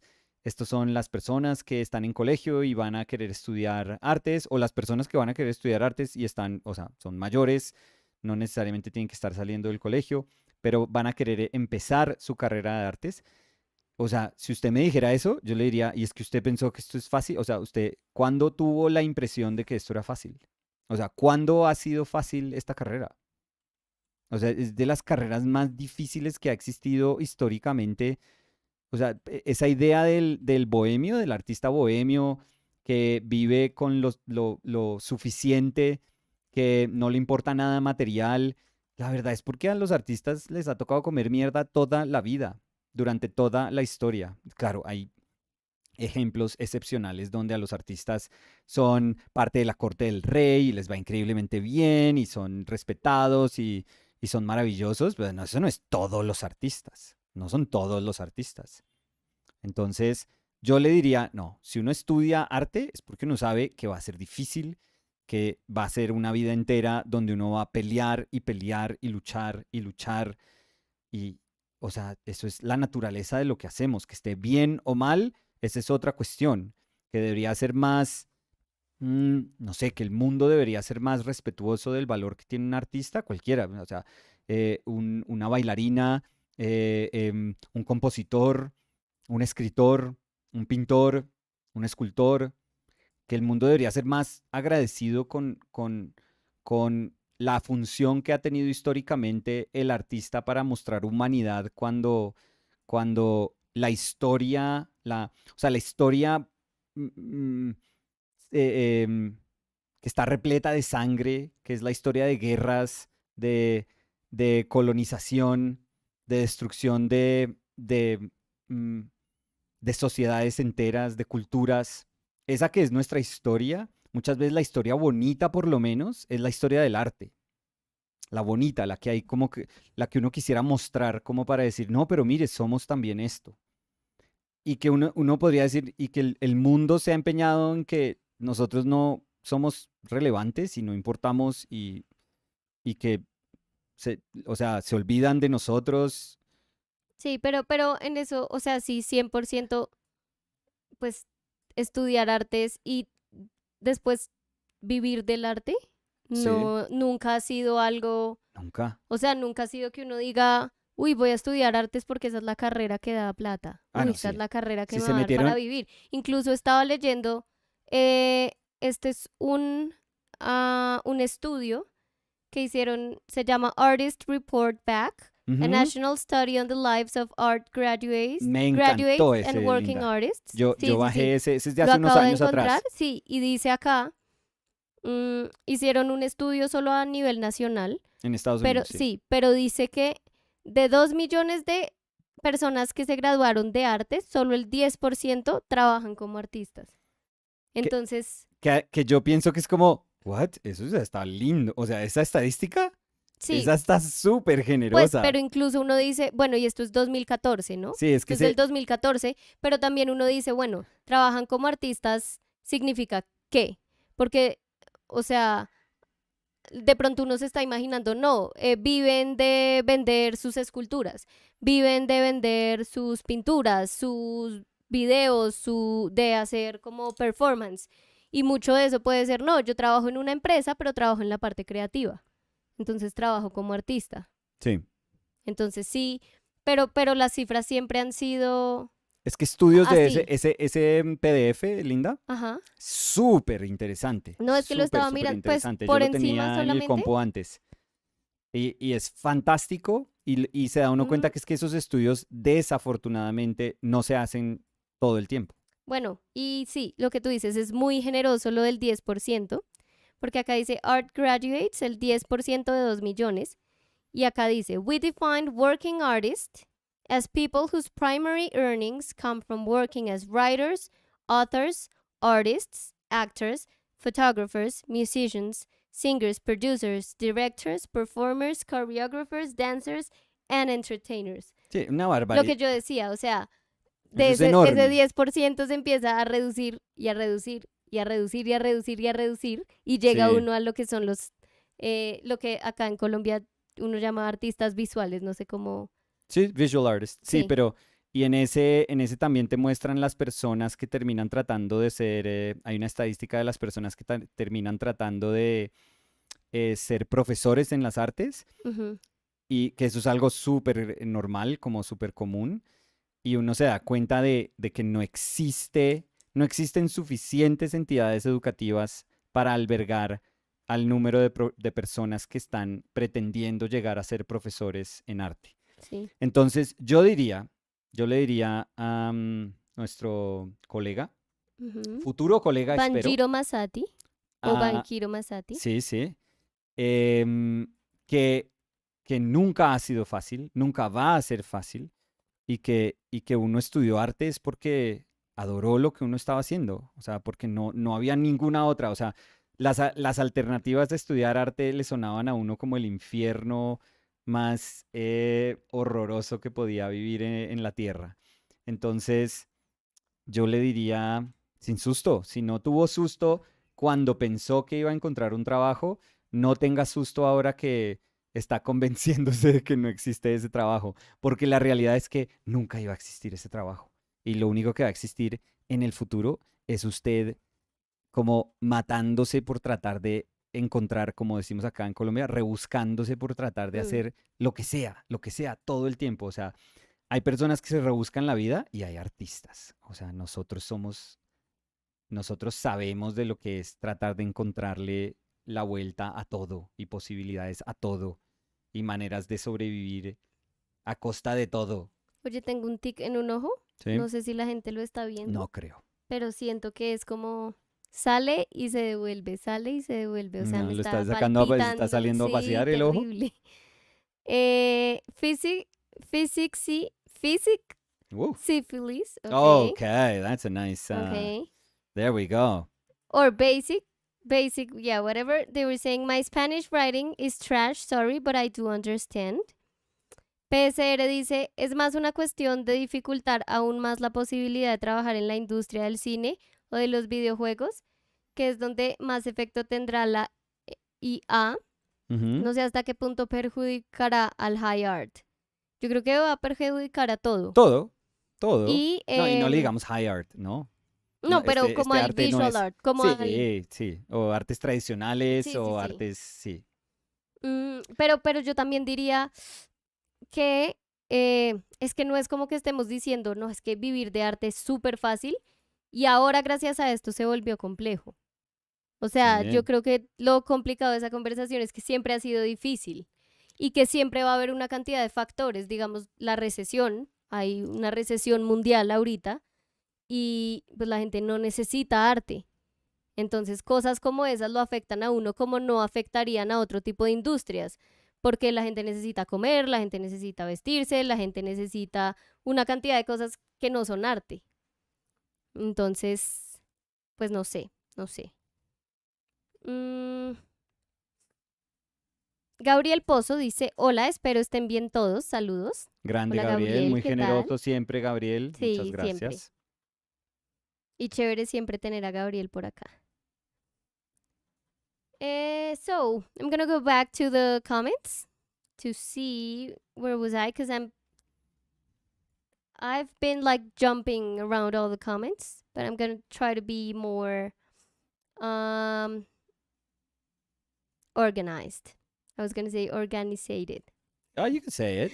No, Nicolas. I mean, you You could could say say it. it, yeah. If it's a matter of, you saying it, you can say it.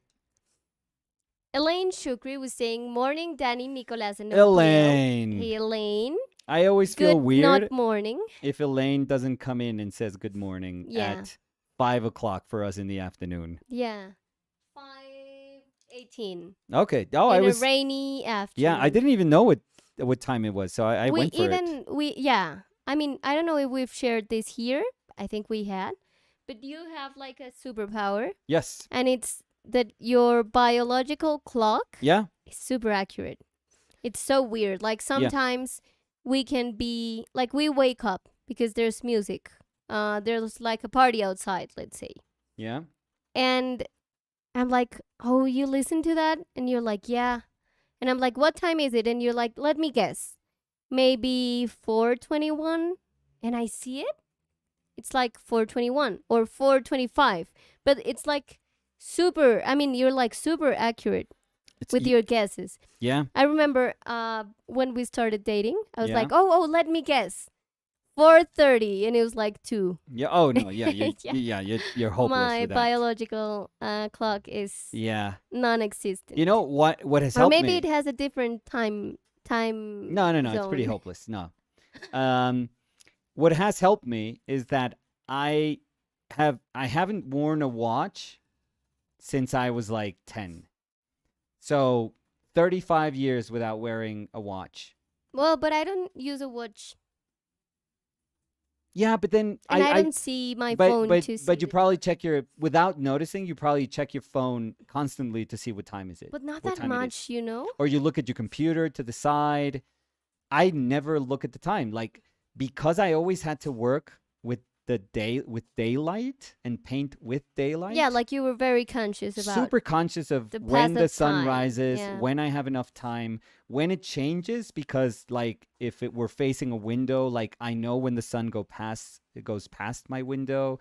And when I look at the sky, I'm like, okay, that sky is like from like about 4 o'clock, or stuff like I don't know. Or I associate, if I've been painting, I kind of already know, like, I can paint something in 4 hours. Yeah, but it's And then I weird go when like, I know that it's been 4 hours, and last time I noticed it was like after 12. So no, I'm and like, yeah, it's probably like 4:20. that I get it, because for 4:20. example, when we were recording the videos, we had to stop every 25 minutes, Yeah.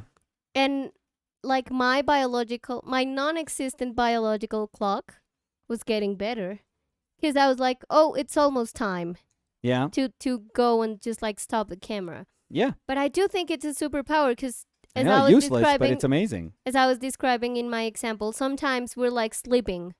So you don't have like a sense of how many hours you've been working or how the sky looks at this time. It's I know. just like you are just like existing and being Well, aware at that of the point, I've time. already trained the AI in my brain to, like, work when I'm sleeping. So it does work off hours. I don't have to pay it overtime. Yeah, I because- don't have that AI. No. My AI would be anxious intelligence. Okay. That's You went for something there. my AI. There we go. You went for it. I mean, I gotta give it to you. You went for it. Elaine was saying, ha ha ha, I'm now well trained, Nicolas, to be up way too early. Pankernik was saying, it's useless but amazing. Is a great tagline to sell anything. Banjiro Masati dice, sería deprimente vivir en un mundo donde los cómics, animaciones y videojuegos sean escritos e ilustrados softwares vacíos. Sí, pero usted ¿de verdad cree que el mundo es ese? ¿De verdad cree que el futuro que nos espera es ese? Yo no creo. Que vaya a haber, que eso sea una posibilidad, no quiere decir que eso sea la totalidad de lo que vamos a generar como seres humanos. Eso es lo que yo creo. Elaine was saying, I spend my mornings drawing like a crazy, insane person. Practice, practice, practice. Yes, I have taken your advice in small chunks. Awesome. Salmon Kutcher was saying, in that case, it wouldn't be AI, it would be BI. I think there's a joke in there, but I don't know if Yeah. I'm getting it. What?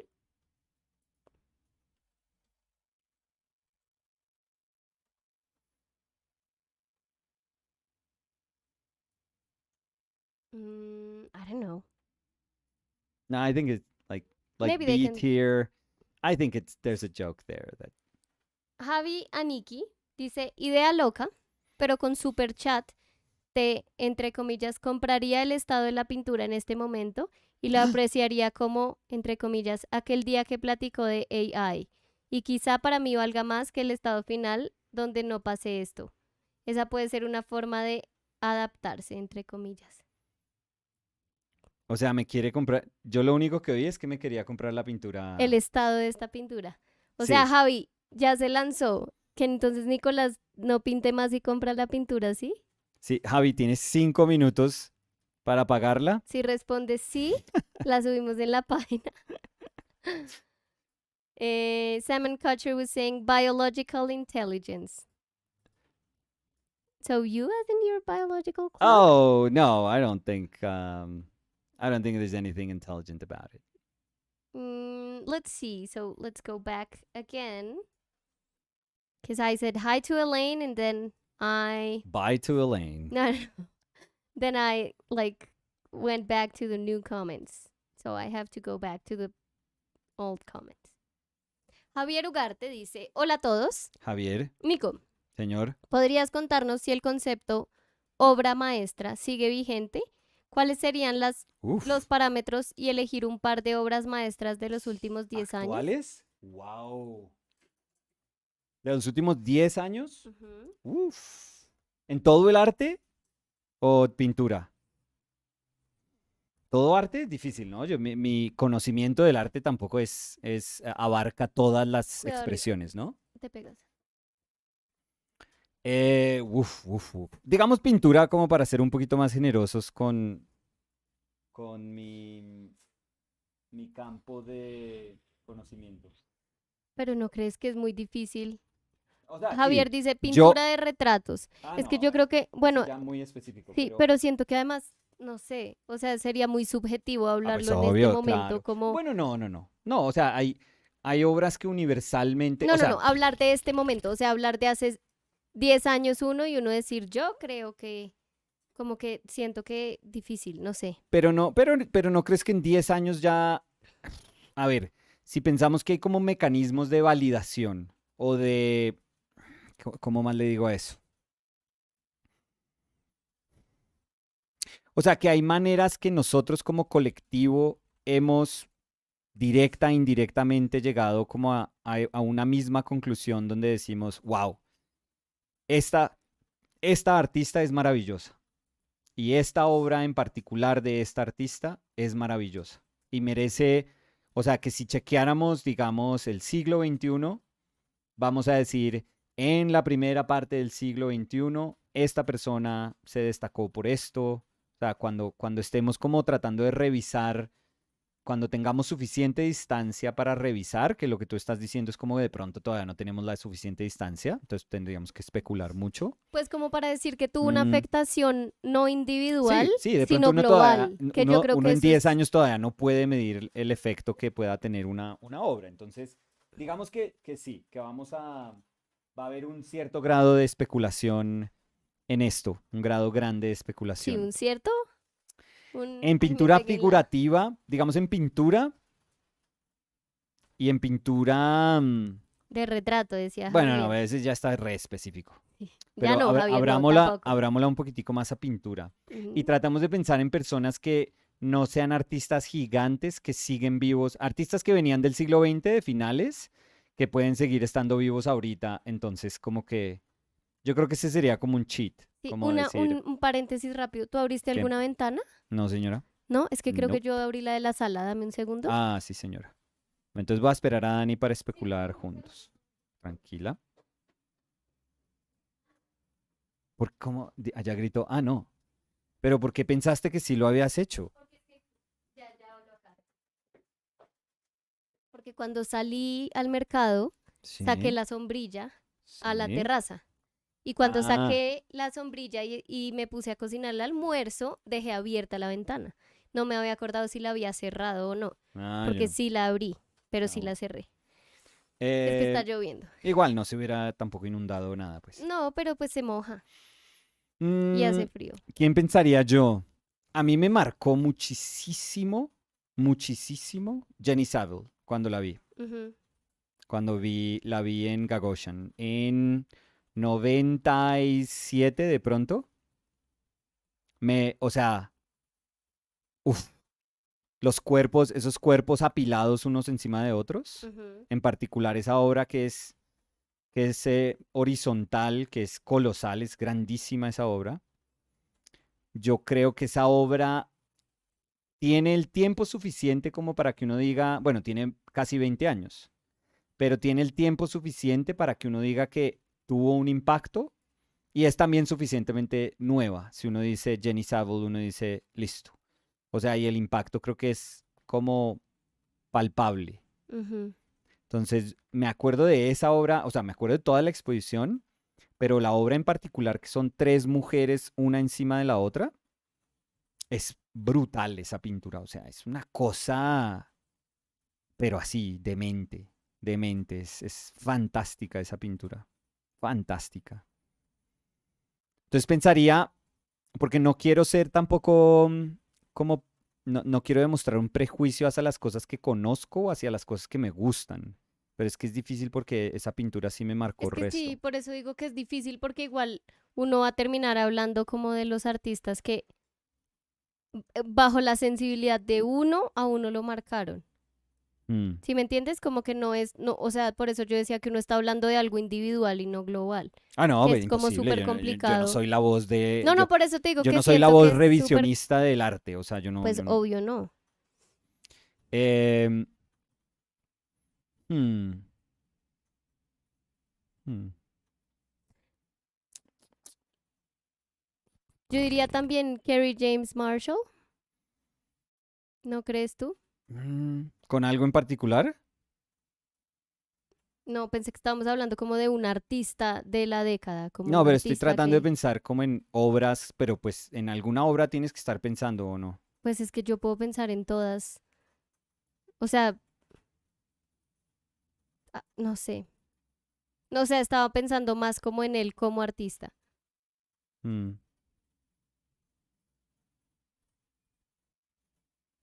Pero es que yo creo que uno necesita como puf, esa obra, puf, como que es, como que marca un hito para que uno la pueda utilizar. Pero es Por que lo ejemplo, difícil es que yo terminaría hablando de la que a mí no importa, más me gustó, no más me importa. gusta. Por ejemplo, ¿qué ibas a decir? No, por ejemplo, vi que Vincent Desiderio tuvo que salir a decir, o sintió la necesidad de salir a decir, hey, la pintura mía de estas personas acostadas en una misma, como compartiendo una misma cama, esta horizontal, que es preciosa, esa pintura, que Kanye West la utilizó para un video, no me acuerdo qué video, no me acuerdo para qué canción era, pero que Kanye la utilizó, como y utilizó dobles como de Trump y de como personas famosas. Creo que estaba Kim Kardashian también en esa cama y que eran como desnudos o semidesnudos, em, pero que se hizo con base en la pintura de Desiderio. Él tuvo que salir a decir hoy como, oigan, me da tristeza que estar asociado a algo que hizo Kanye West. Hmm. Pero esa pintura es brutal. Esa pintura es increíble. Y era increíble, o sea, estoy sonando como suenan los hipsters cuando el mundo descubre como Sí, que es como era increíble antes sí, de como que... un disco que solo ellos sentían que conocían. Ujú. Pero esa pintura, para los que hemos visto la pintura desde que salió la pintura, era increíble. Y pues el mundo se dio cuenta de lo increíble que era como imagen cuando la popularizó em, Kanye West. Pero se me hace que esa pintura puede ser chévere, puede como marcar algo también grande dentro de la figuración.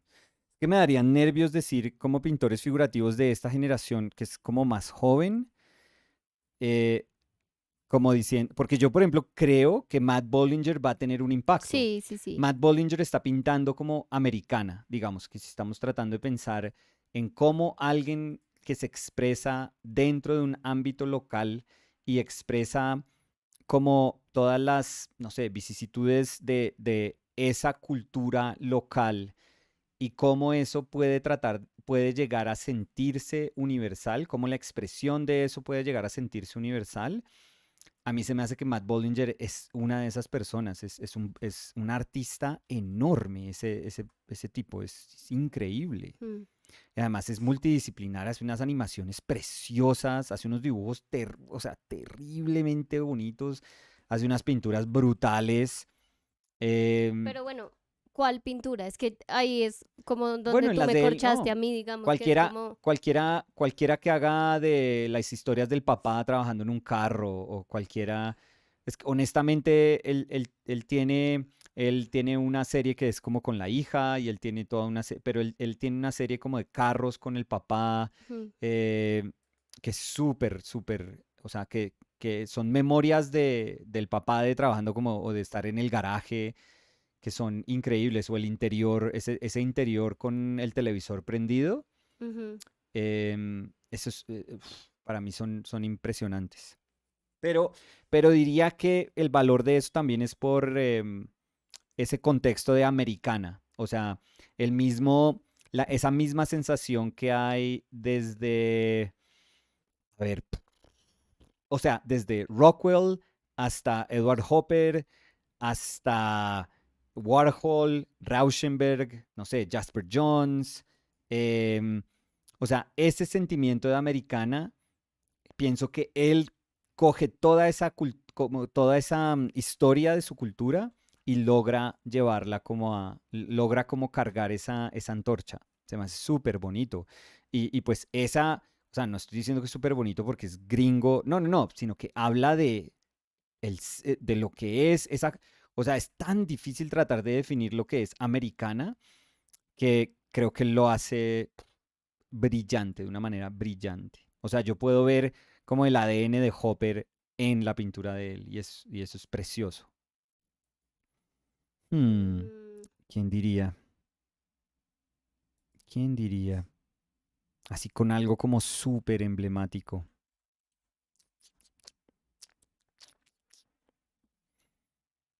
Estoy tratando de pensar, como dijo Retrato, estoy tratando de pensar personas que han sido, mm, que han recibido reconocimientos con retratos.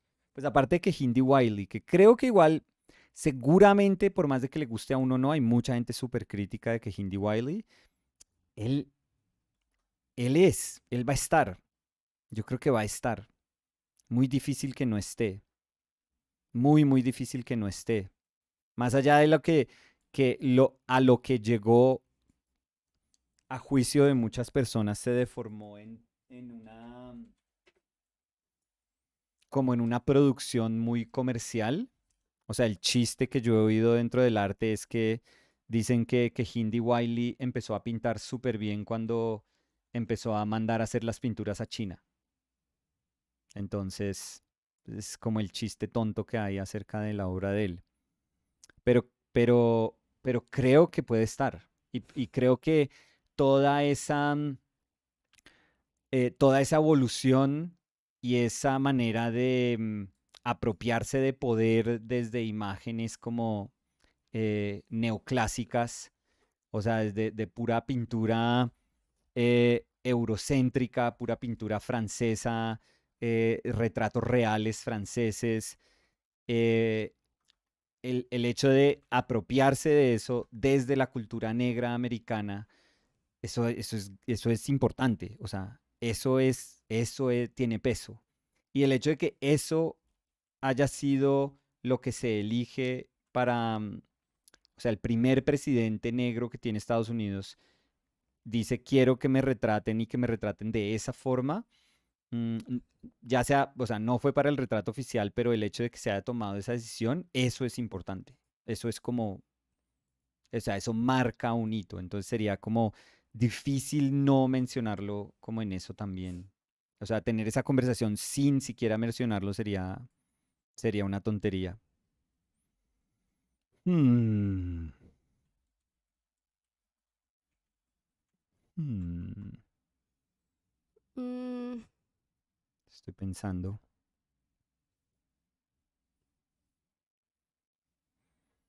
Pero yo creo que, o sea, por ahí, no sé si lo poco que he dicho de pronto esté dando como una...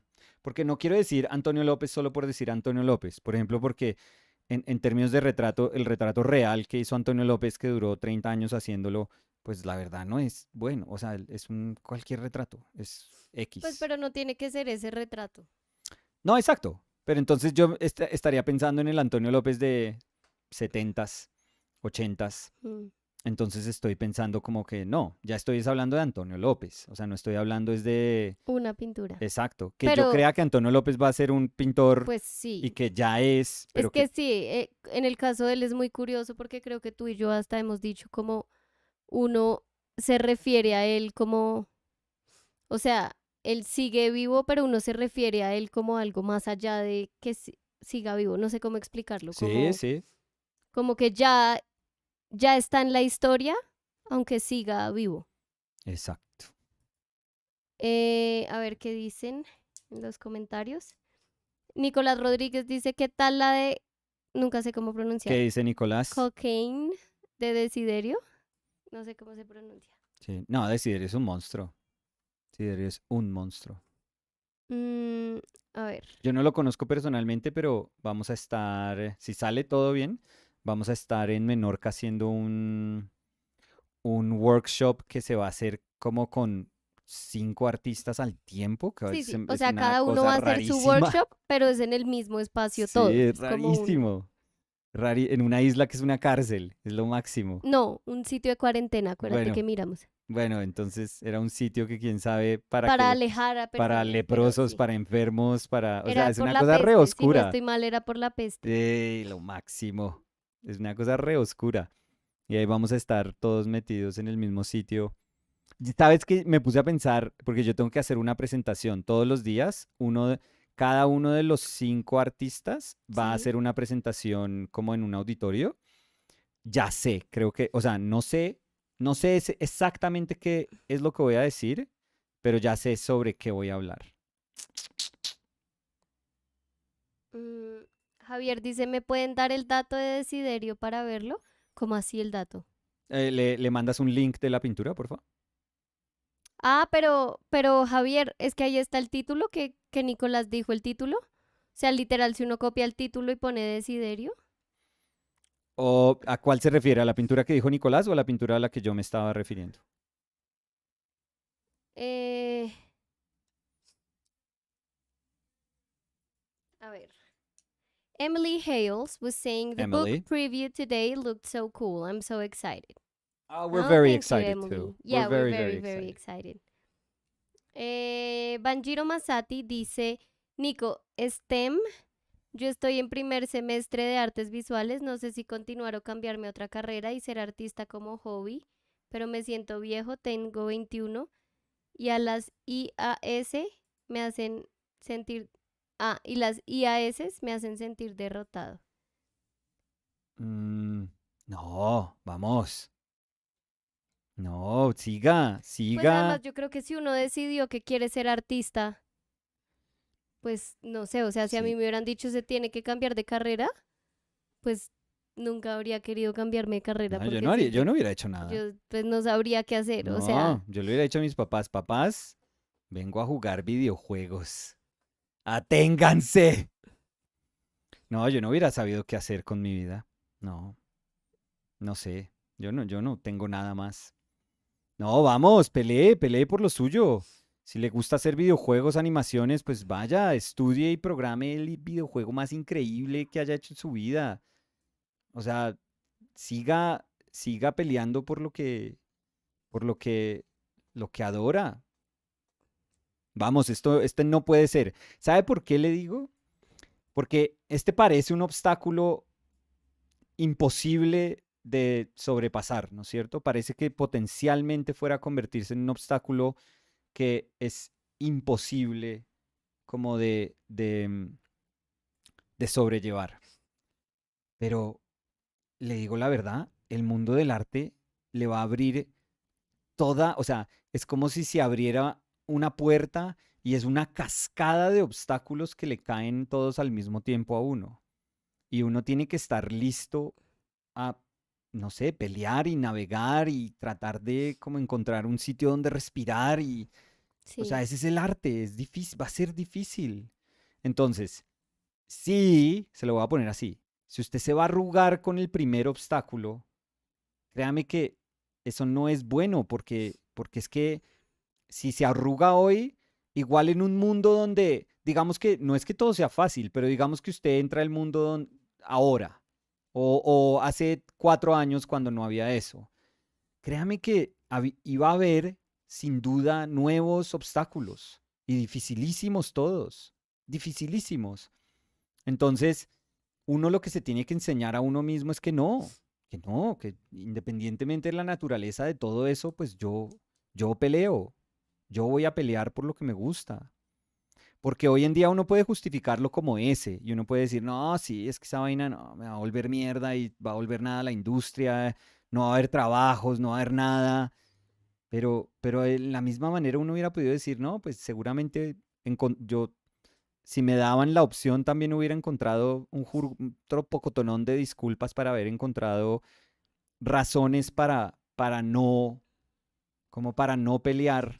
Pues es que incluso cuando uno se sienta a hacer cosas, se encuentra con una cantidad de obstáculos porque creo que lo hemos acá hablado mil veces y es que uno se frustra mucho en el proceso de crear cosas. Sí, Entonces, independientemente si alguien le va a pagar a uno o si uno lo está haciendo por uno mismo. ujú. O sea, el hecho de producir, de generar algo, eh, es dificilísimo. Ujú. Entonces, vamos, ¿no? Si le gusta, vamos, puta, vamos. Hágale, hágale. Mario, No, no va a ser la primera vez que la vaya, que en su cerebro se inserte la duda acerca de si fue una buena o mala decisión. Pero vamos, uno pelea. Christy Mullen was saying, Hola Dani y Nicolás, joining late from Durham, NC. Ujú, North But Carolina. yeah, but I don't know if it's Durham, Yeah, probably. Durham. Yeah. But glad I caught you. Awesome. Oh, hi, Christy. Happy to have you here. Mario J was saying, Hi, Nicolas and Danny. I have a question about paint. Yes, please. Do you know if Old Holland's English Red is similar to any other paint? Oof. The pigment code is PR101, which is Hmm. the same as so many different paints. Hmm. It must be like an earth red, right? You Could want you me to check and see? PR. PR101? Yeah, what is that? Is there like the tab you had for? Oh, no, for the pigment database thing? No. No, that's gone. That was in the other computer. That was in the other drive, I'm sorry. You could Really? just search pigment database and Well, then this one says color search. Okay, there we go. But no, I'm lost. I'm sorry. No, just go pigment database, Danny. That's like the easiest way. And Pigment. yeah, data. it's like and you probably recognize the website. It's Mm, really old.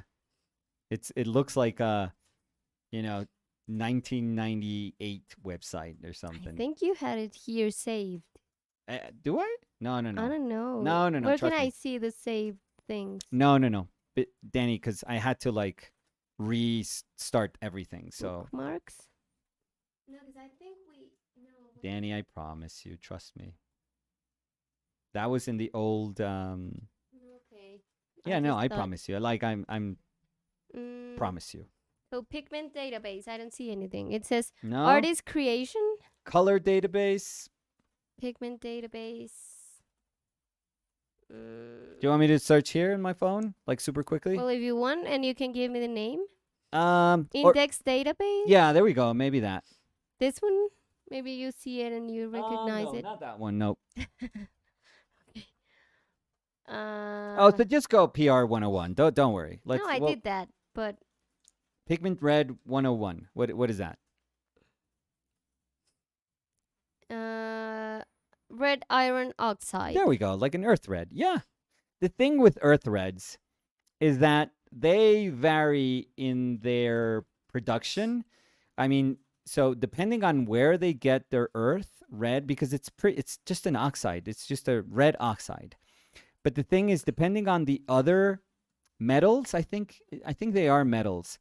The other metals that they have in it, it could be of a more violet hue or an oranger hue or a redder hue. So I am not super familiar with like what the hue of that specific one is. I'm sure that somebody in some of my workshops has used that particular earth red. I tend to use like terra rosa, or I tend to use like I forget what it was, the other earth red that I was using from Old Holland. I forget. I have it around here. I mean, it's somewhere down there. But wasn't it oxide something? not transparent red oxide. No, because usually those earth reds are opaque. They're far more opaque. They're kind of grainier. They're opaque. They're quite beautiful.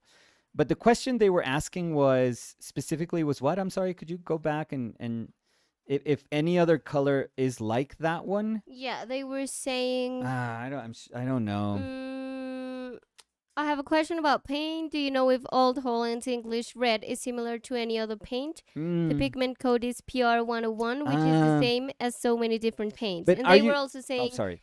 Venetian light red, Yeah. India red, Yeah. all are PR101. Yeah. But they're all quite different, though. And sometimes you can get cheaper, earth colors.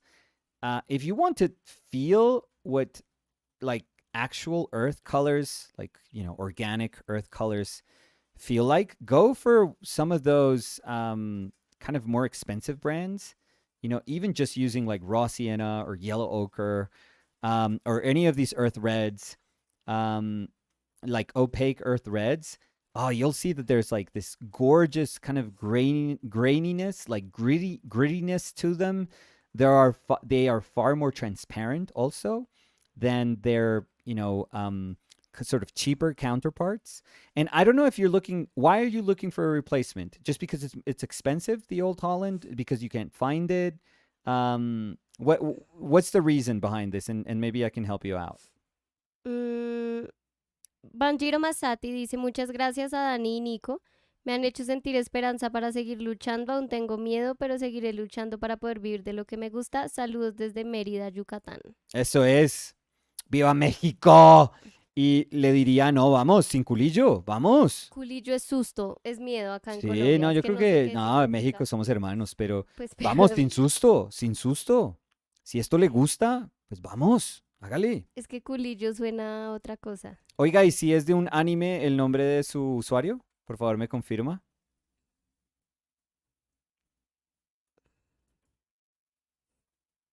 Mira. En Colombia, Sí. Ecuador, El Salvador, Guatemala, Honduras, Nicaragua, Panamá, Puerto Rico y Venezuela Colombia. es miedo. Ujú. Pero dice que en Nicaragua también es inquietud, en Cuba es tener prisa y en República Dominicana es rabia. Prisa, como apriete el culo, como apure pues. Nicolás. Puya por el Dios. culo. No. No. Ay, no, tengo que estornudar otra vez. He estado acá tratando de no estornudar. Shaz was saying, hi, new viewer here. Love your Awesome. paintings and Thank the you. knowledge you're sharing. I came across a video of you painting in a moleskin sketchbook Yes. and want to try it out. Awesome. How do you prepare the paper for oil? Well, you don't have to, like I'm doing right now, even though that some would consider that sacrilege, but you don't have to. But if you want to, what I use is a transparent acrylic binder. You could use gesso. You could just put gesso on it. It's totally fine. But you could use any of those golden acrylic mediums, acrylic matte mediums, or that are pretty much just a transparent acrylic, binder, which is pretty much what is used to make acrylic paint. Like that is what you mix with pigment to then make acrylic paint. But that's like a super strong, wonderfully flexible surface that you can totally paint on because it seals your paper. So two or three coats in front, two or three coats in back, and you're good. You're good to go. So yeah, you don't need to do anything more complicated. Juan Sebastián Sierra dice jajajaja en mayúscula. Javier Niki dice jaja que no sea culo, dice ¿qué? Uy, pero Gracias por el viva México. México, No, que no cabrones. Sea, no es que no sea culo, es que no sea que no tenga culillo. Por eso yo decía que es importante porque que no le dé susto. Sí. Todos los latinos sabemos cómo hablan los otros latinos.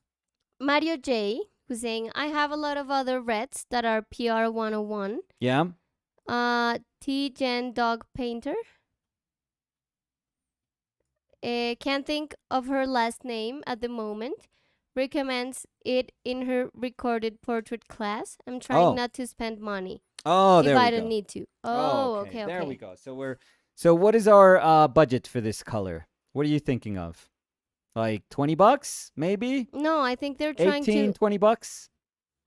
No, I think they're trying to see if one of the Oh, ones they have similar they can oh, use, there so we they go. don't Give me have the to brands. spend. Oh, there we go. I got it now. Give me the brands of the other ones that you're using.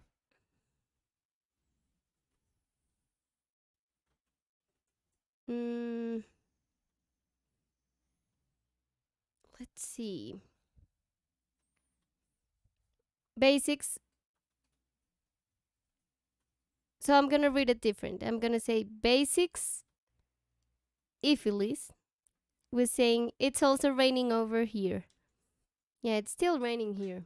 It's yeah, it's subsiding, but it's been raining like, apocalyptic rain levels of, downpour for the last week, I would say, here in Bogota. I mean, this is the season of rain, but Jesus Christ, has it been raining? Yeah. Like, it is craziness these past couple of days. Banjiro Masati was saying mi nickname, si es el de Tanjiro, Mm, de KNJ, pero mm. lo cambié a Banjiro. Ah, pero yo sabía que había Estoy anime. muy Y si es jorobada. mexicano, yo sabía que había anime. ¿Y estudiando arte? Anime. Y seguramente está estudiando japonés también, Lindita. O ya sabe un poquito de japonés.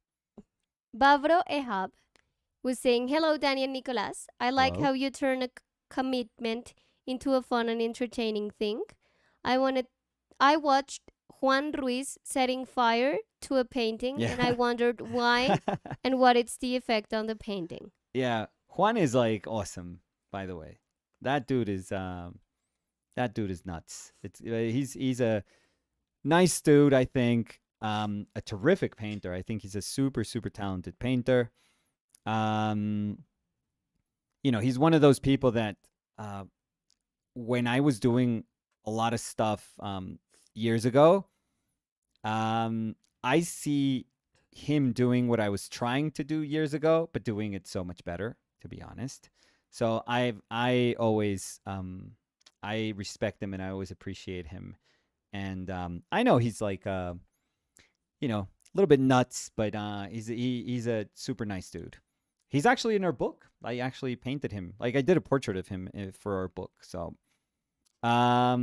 yeah, but what are the effects? Like depending on what you use to paint, like let's say it's going to be different if you use like a ton of resin, for example, if you're using like Damar varnish to paint.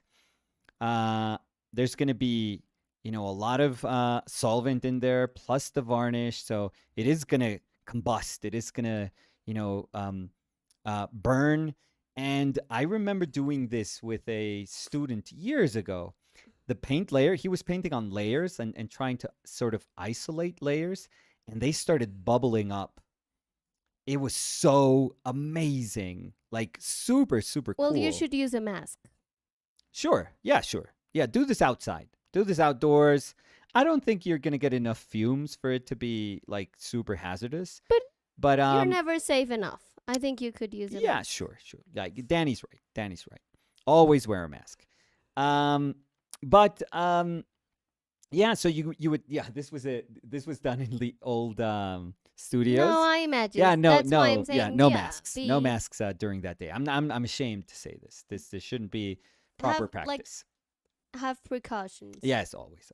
So and yeah, it would bubble up. It would kind of also like crimple up like the surface. It's very nice. I mean, you obviously do it for super expressive for like a super expressive outcome, something that you can't quite control, but you like what is going on when you are I don't know, searching for the limits of that, of the relationship between like paint, like what you painted, and you realize that what you painted is also like a physical paint layer. So it's not only your interpretation of your subject matter, but it becomes this physical layer that can be subjected to a ton of things.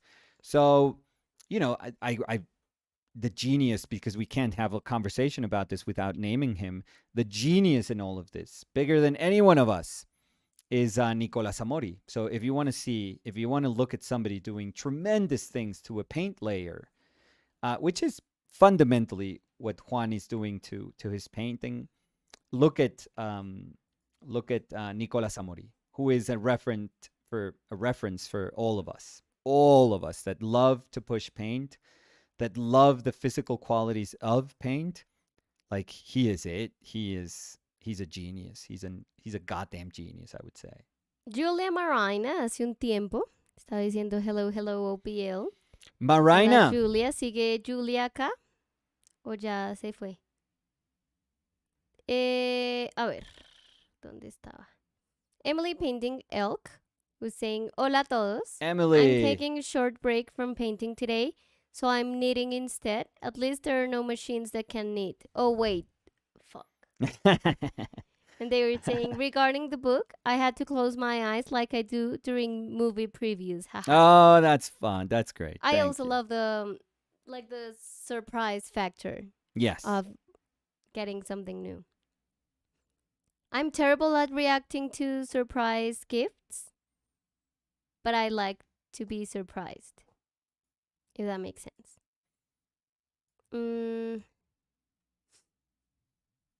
Chalkboard Guy was saying, I watch almost all of your streams live and don't comment too often, but I have to say what you both do is truly amazing. Oh, thank you. Thank you. That's very kind. That's so nice, yeah.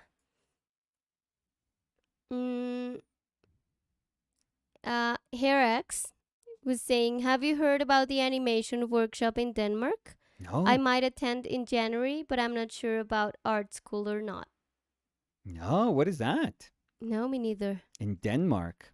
I didn't know Denmark was like there's big in animation currently or something. I don't know, that something's happening in like with Danish animation. I don't know. I didn't know that.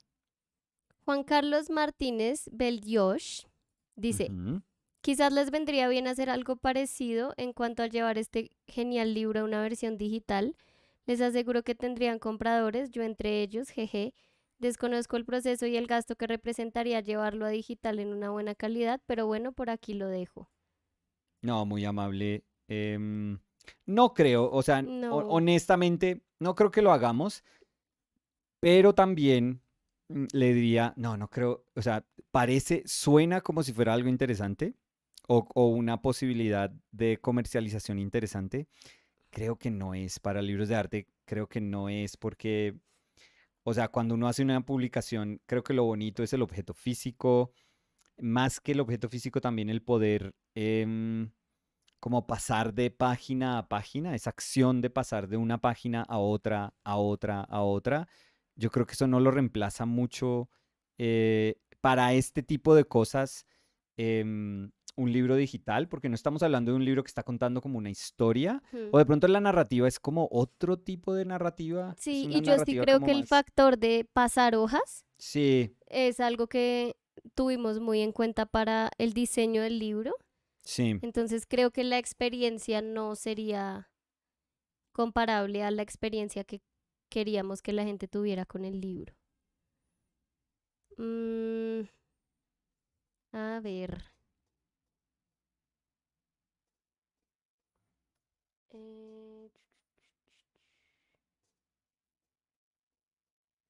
Marcial was saying, yesterday was an awesome chat about this AI thing.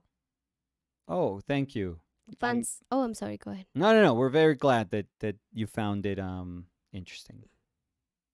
Vincent Delanois was saying some time ago, hi Danny and Nicolas. Hey Vincent. Vincent Delanois. Bonne nuit.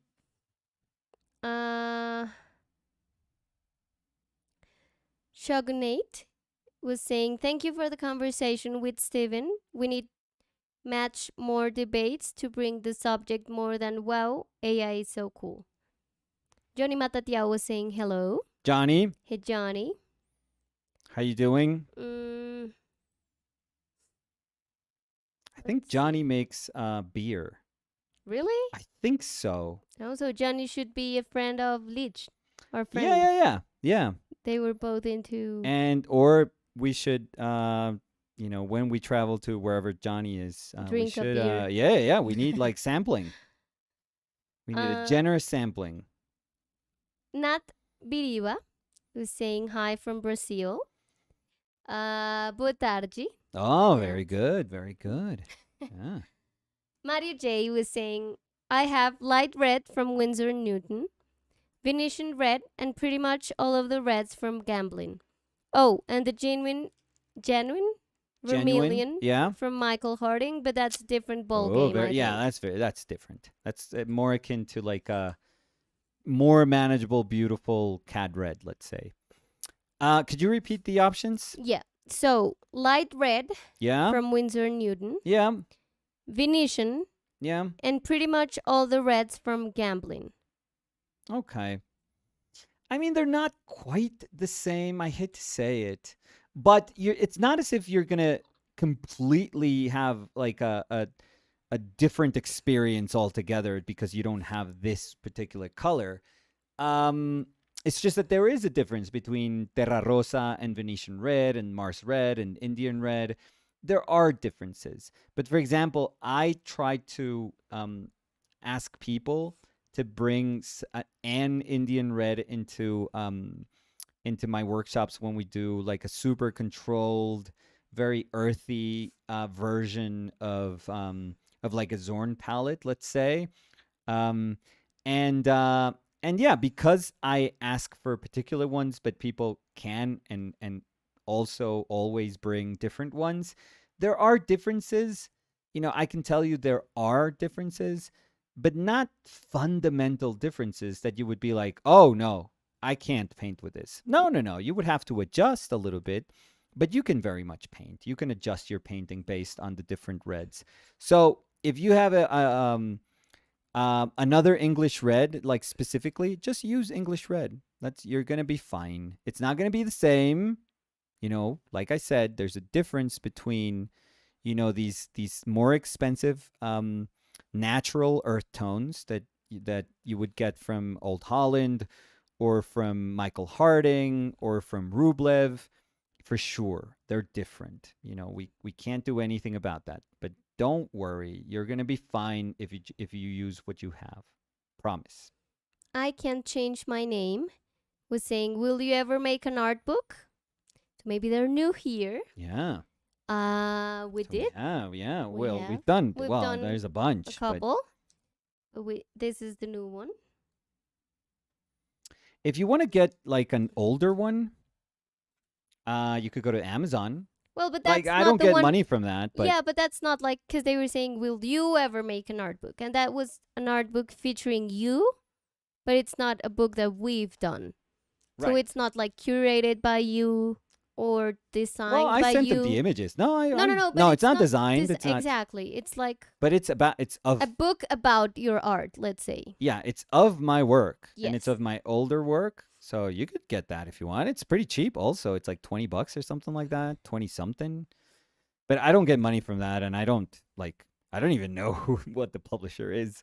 But if you want that book, it's a decent book of some of my old work. So They were also saying, how did you learn how to paint? I love I your work. thank you.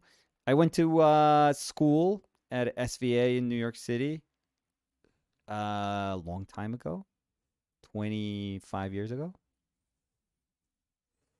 More Let, than that. let's see. Mm, where was I? Uh,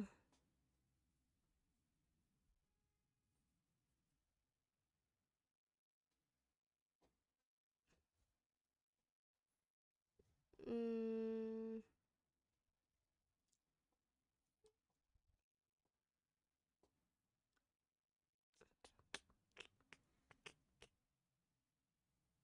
Danny, I'm a little bit concerned in a about good way about. about the fact that I'm becoming more and more expressive, I guess, with paint.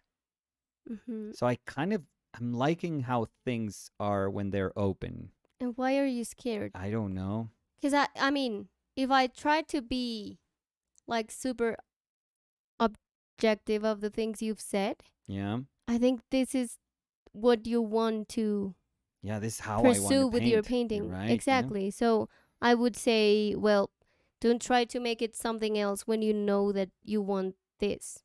You're right. Yeah. So Camille O'Gorman was saying, Oh. hi, congratulations on the book. Muchas Thank you, gracias, Camila. Camila. Eh, so I don't know how the pronunciation is, but I would say Go for it. Zrdan Ooh. Sajic. Okay. Sajic Okay. I think is you. saying greetings from Serbia. I think you. Did it 60%. terribly. Yeah, 60%. Edu F dice saludos desde Argentina. Hola, Edu F. Saludos desde Colombia. Mm, Uh,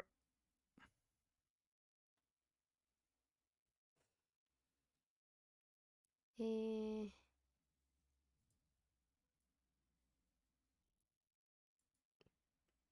Senor Bob was saying, for sure, bro.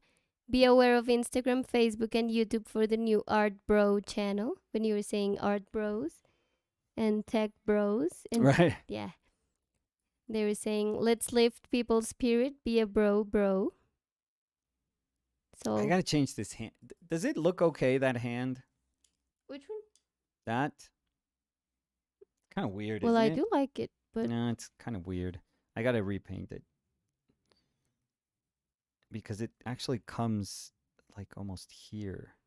And I didn't want to shift it. I was like, oh, let me see if I can work around it without shifting it. And it's one of those things that it's like, you know what you got to do, but you're not doing it. So let's see. See if we can reshape this. So little bit Renegade better. Fade was Uh-huh. saying, I went to Pennsylvania Academy of Fine Art. It was Cool. great, but it's absurdly expensive. Very. Yeah, it's a great school, though. Yeah, even, I mean, we were talking about that article, Mhm. that research they did that's Yeah. titled Artist Report Back. Yeah. And I was seeing, so give me 1 sec till I get to the costs. Yeah, this is years. This is I'd say that this is 2014, not. but Yeah. No, but I think that was very, like, saying, because they were giving a, let me, so they were talking about how people graduate and get, like, what the average earning of an artist is. Mm-hmm. And they were also saying 7 of the top 10 most expensive schools in the US after scholarships and aid are art schools. Yeah, I wasn't like what I said. I hope people, when I say those things, like when I was a teacher, I was super, super interested in this. Like really, really interested in, how, part of the bigger problem that is, student debt, but part of that problem and one that would impact, heavily on the like art community was the fact that, the places that people would want to go study just happen to be some of the most expensive places to study art, like in the Western Hemisphere. So, most expensive places to study, period, I'm sorry, in the Western Hemisphere. And I thought that was just such a almost like violent disconnect with what it meant to be an artist, with what it meant to like graduate as an artist, to navigate debt as an artist, because there are professions that you could go and do an MBA, and it could be very expensive, and if you're a good student, a good professional, like life can kind of give you the possibility to pay that debt off in less than 10 years, maybe in 5-8 years, which is crazy. For artists, there is no such thing. No, I mean, it Like, even says the expectation of artists paying debt, like such an like enormous amounts of debt, is dire.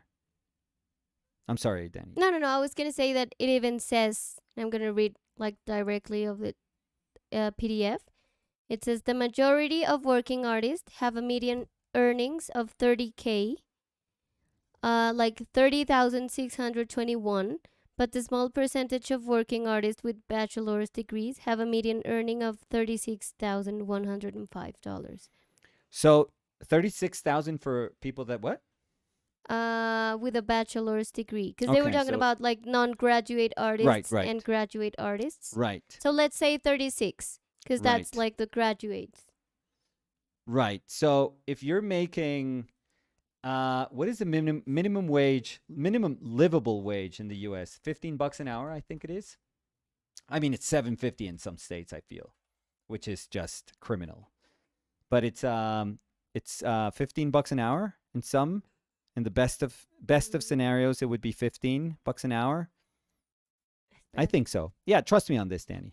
No, no, no. I trust you. I think that you were. I thought you were like asking. Yeah, but so it's 15. So 15 times. 1425. There we go. So let's be generous. 15. And this was like 2014, so it's probably less. But let's do it with 15 today. So $15 an hour, 8-hour days. 15 times 8, it's 120. So $120 a day.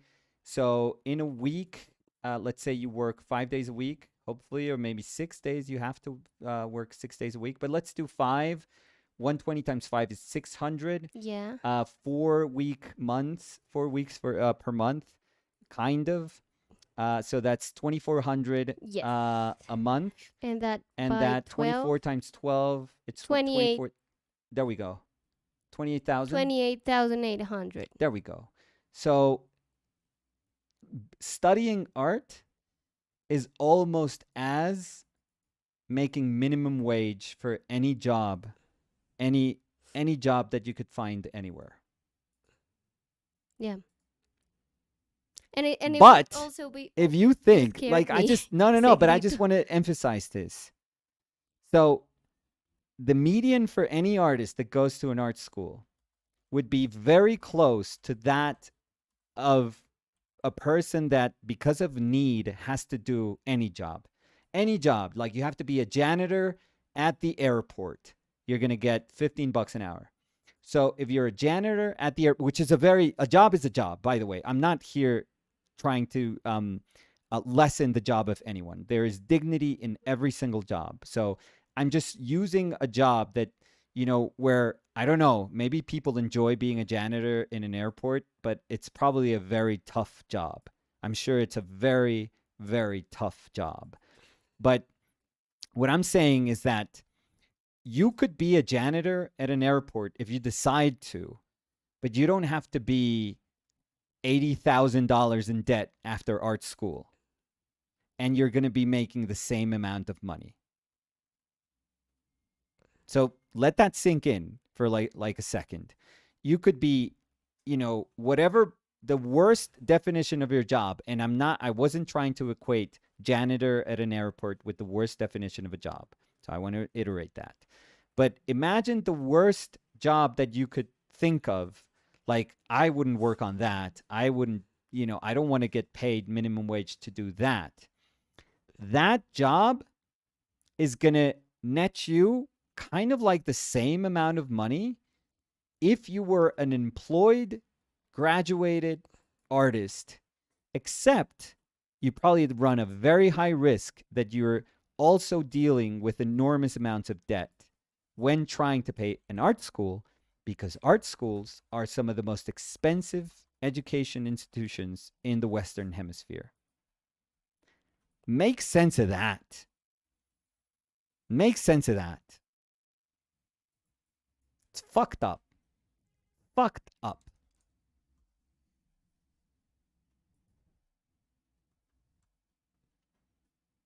Let me see, because I'm doing.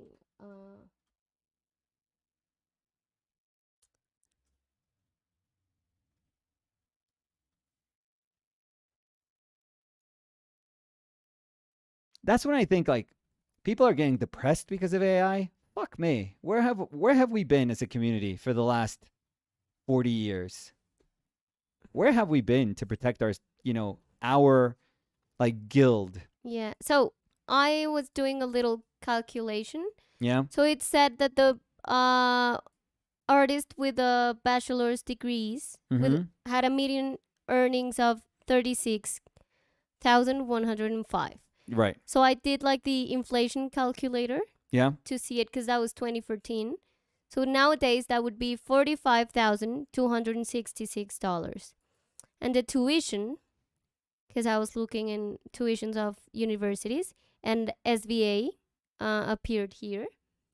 And it says School of Visual Arts in New York, 2022 to 2023 undergraduate full-time academic year, 46,800. So what you So you would be what you in make debt. in a year? What you make in a year? You would be $1,000 short. So, Craziness. and it says 2022 to 2023 graduate full-time academic year, 52K. Oh, so you would be in debt So you'd there. be even shorter. So a year's worth, like if you didn't pay rent, if you didn't eat, if you didn't buy clothes, if you didn't commute, If if you didn't do anything, sleep in a roof, under a roof, right, like you don't pay you rent. had nothing, yeah. If you just exist in like stasis mode, if you just exist, You will be in debt. you can't pay. If you just Exactly. exist working for a year, you have to work still. You cannot pay for your education. Yeah, in California College of Arts in Oakland, it says the undergraduate full-time academic year is 53K. 53K. There we go, Danny. 53K. That's perfect. So $53,856. And graduate full-time academic year could be as high as 68,000. There we go. So, Yeah. I mean, Makes sense of that. That's why sometimes I'm like, people are like up in arms. Oh, this is horrible, AI. Horrible. It's going to take our jobs. It sounds like, when Trump was talking about Colombians going to America. They're sending the bad people. They're going to take our jobs. Where the fuck have we been regarding this conversation? All of us. Like, if we're talking about, oh, this is terrible for all of us, this is going to be the end of us. Where the fuck have we been? Nicola. No, I'm sorry. But this is just like, this is a fucking, algorithm that spits out like some visual vomit. But the lives of people that have been affected because of like completely unregulated education prices, education costs, it is fucked up. Like, if you want to speak about how your life, your future has been affected because of the costs of your education, talk to generations of artists. Talk to thousands upon thousands of unemployed artists that owe a shitload of money. Talk to them. Talk about that. And this is like whataboutism. I know. I get it. We can complain about both things. But I'm just saying, like, fuck. This has been wrong forever. Forever.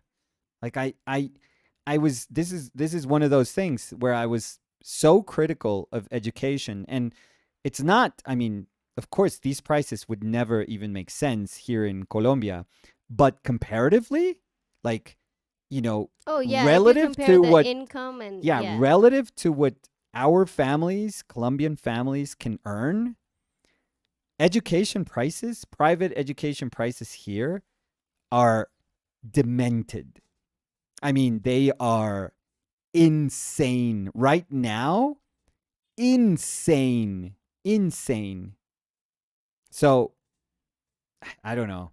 I always thought, how am I part of an institution? Like, how am I getting a paycheck? A horrible paycheck, horrendous paycheck every month, or like for 10 months a year. Because they wouldn't pay me for the whole year, but 10 months a year. How am I receiving this? How are these people my bosses when I fucking hate everything that they stand for? That's the truth. Yeah, but you don't have to curse. Oh, you do. I think you do. I think in this case you have to. I think you do. I'm sorry. I just think it's like some of the most unfair things in the world, like education. And sorry if I'm going to sound like, people hate this. Education is a right. It should be a universal right.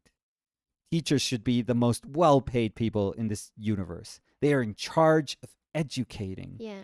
of And it shouldn't enhancing, be harboring critical thought. and it shouldn't be a job that's handed to Anyone. everyone. Yeah. It's like, oh, I don't have a job, I'm gonna teach. No. No. Andrew was saying, I go to school at Savannah College of Art and Design. I'm going to be paying off debt forever. I know, dude. It's expensive too. Emily know, Painting dude. Elk was saying, I'm glad I planned ahead and minored in philosophy. Woof. Safety net. Let's see. Mario J was saying, thank you. I know what you've been about earthy pigments from high-end companies. I have some raw umber from Old Holland. It's too good. Yeah. Also, I remember the instruction's full name. Jennifer Gennari. I don't know if I know her. I'm sorry. Or I maybe I think do. yeah. Oh, Jen. Yeah, Yeah. Jen. I was Oh, gonna I'm say, I sorry. think we Oh, have- fuck me. Sorry. Oh my God. Jen is are you kidding me? Best. I mean, I'm going to talk about what I love, but I mean, she's a terrific painter, but her dogs? Fuck. Yeah. Like, come on. Best dog painter Yeah. ever, probably. I'm not going to say ever. I'm going to say ever. She's incredible. Yeah, she's crazy talented. Oh my God. If I had the money, I would, Maybe in the future we could do a Chile portrait. I would commission her to do a portrait of our dog, of our future dog. Yeah. Because I know that as good as I could paint that dog, she could do better. Like, it's a sad thing to say, but she is that good. Like, she's incredible. She's absolutely incredible. Elaine was saying, Emily, ha. I did multimedia design and fine arts and work in IT. Go figure. There we go. We are all geniuses here. Let's see. Akram Fadl Arts was saying, hello, Nicolas and Danny. I hope you're both well. Thank you. Hi, Akram. We're good. Same We're to good. you. Good. How are you? Sisyphus Aaron There we dice, go. ¿conoces el trabajo de Max Monroe? Tiene dibujos muy interesantes. ¿De Mags? Sí. ¿De Magsita están hablando? Ujú. Yeah. I met her. She actually Mi went amor, to... la pregunta es en español. Ah, perdón. Sí. Max fue a un workshop mío hace ya unos años. Varios años, sí. Sí, como hace unos 4 años por ahí. Entonces la conocí jovencita. Max tenía como 19, 20 años, 18, 19, 20 años, algo así. Fue con el papá súper querido. Y era una persona, o sea, Max fue chévere en el sentido de que ella habló con sus papás y decidió, en vez de ir a una escuela de arte, educarse mediante workshops. Y entonces trataba de hacer como 2, 3 workshops al año, que igual, yo sé, tienen un costo, o sea, yo soy consciente de eso, full consciente, pero pues que no se compara nunca con la educación Pues y terminó tradicional. yendo a los workshops de las personas a las que quería atender. Sí. Entonces, Y súper talentosa. Era talentosa desde quería atender, bien ¿no? jovencita. ¿Cómo se dice eso? A las que quería Ir. Sí. Oye, la decisión del butaco, Pésima. 0 de 10. Si tengo Sí. un dolor de espalda. Sí, no, ahorita ya acabamos No, para que no puedas te descansar. estoy afanando. Let's see.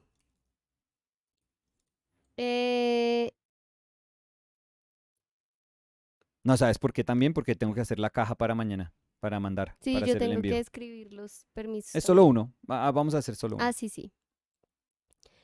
Rob Fiore was saying, hi, Nicolás. Hey, Rob.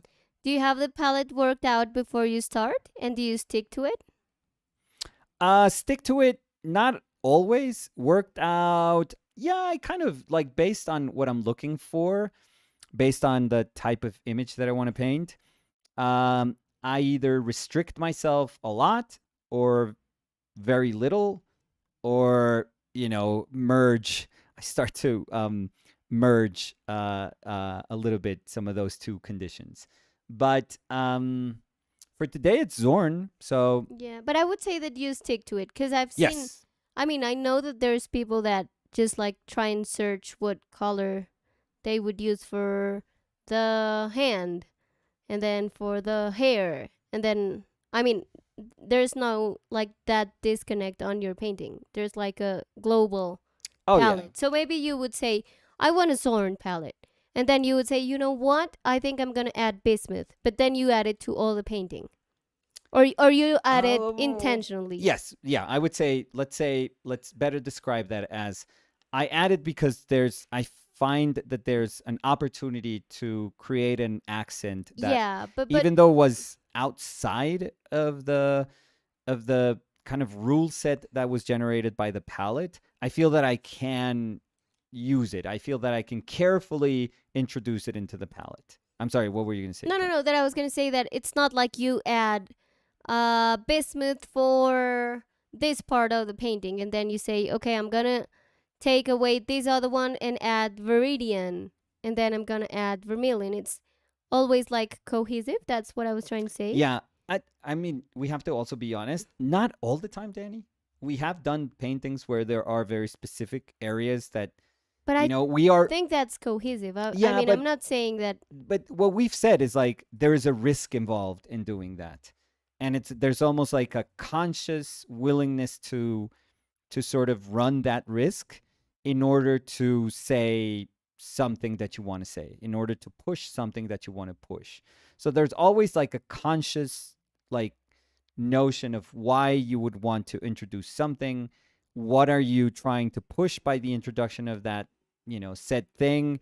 So there's always that. There's always a thought that accompanies that act. It's never, ever, ever sort of mindlessly saying, "Oh yeah, and let's like broaden this palette by in the middle of the painting saying, you know what, I'm gonna put some yellow here." No. It's always thought out. I would love to believe that those decisions are never done hastily. Let's see. Mario J was saying the price of art schools are wrong. The BFA program I went through was over 120K.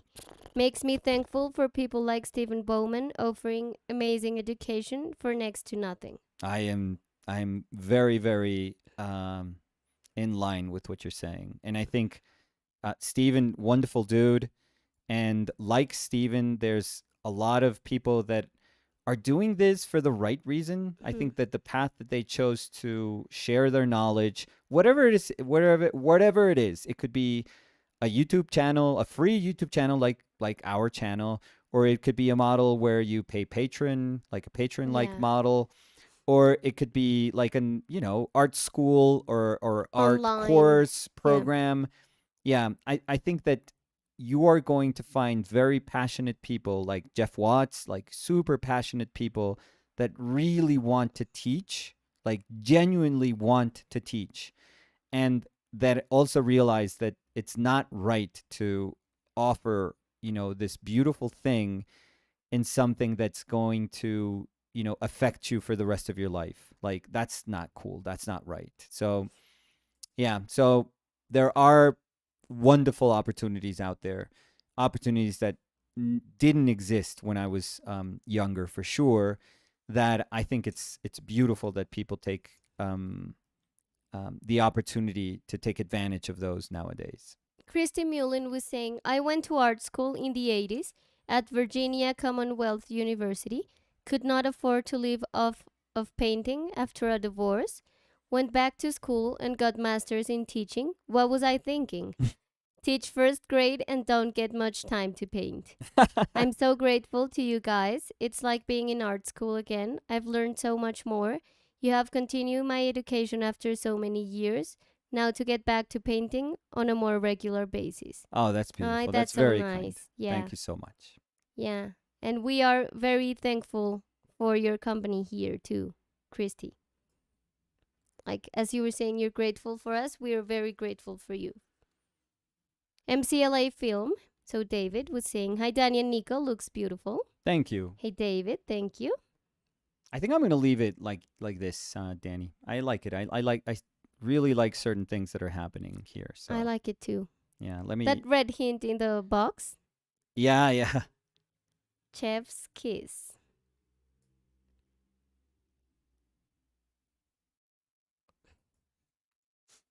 Maybe a question before Okay. we leave.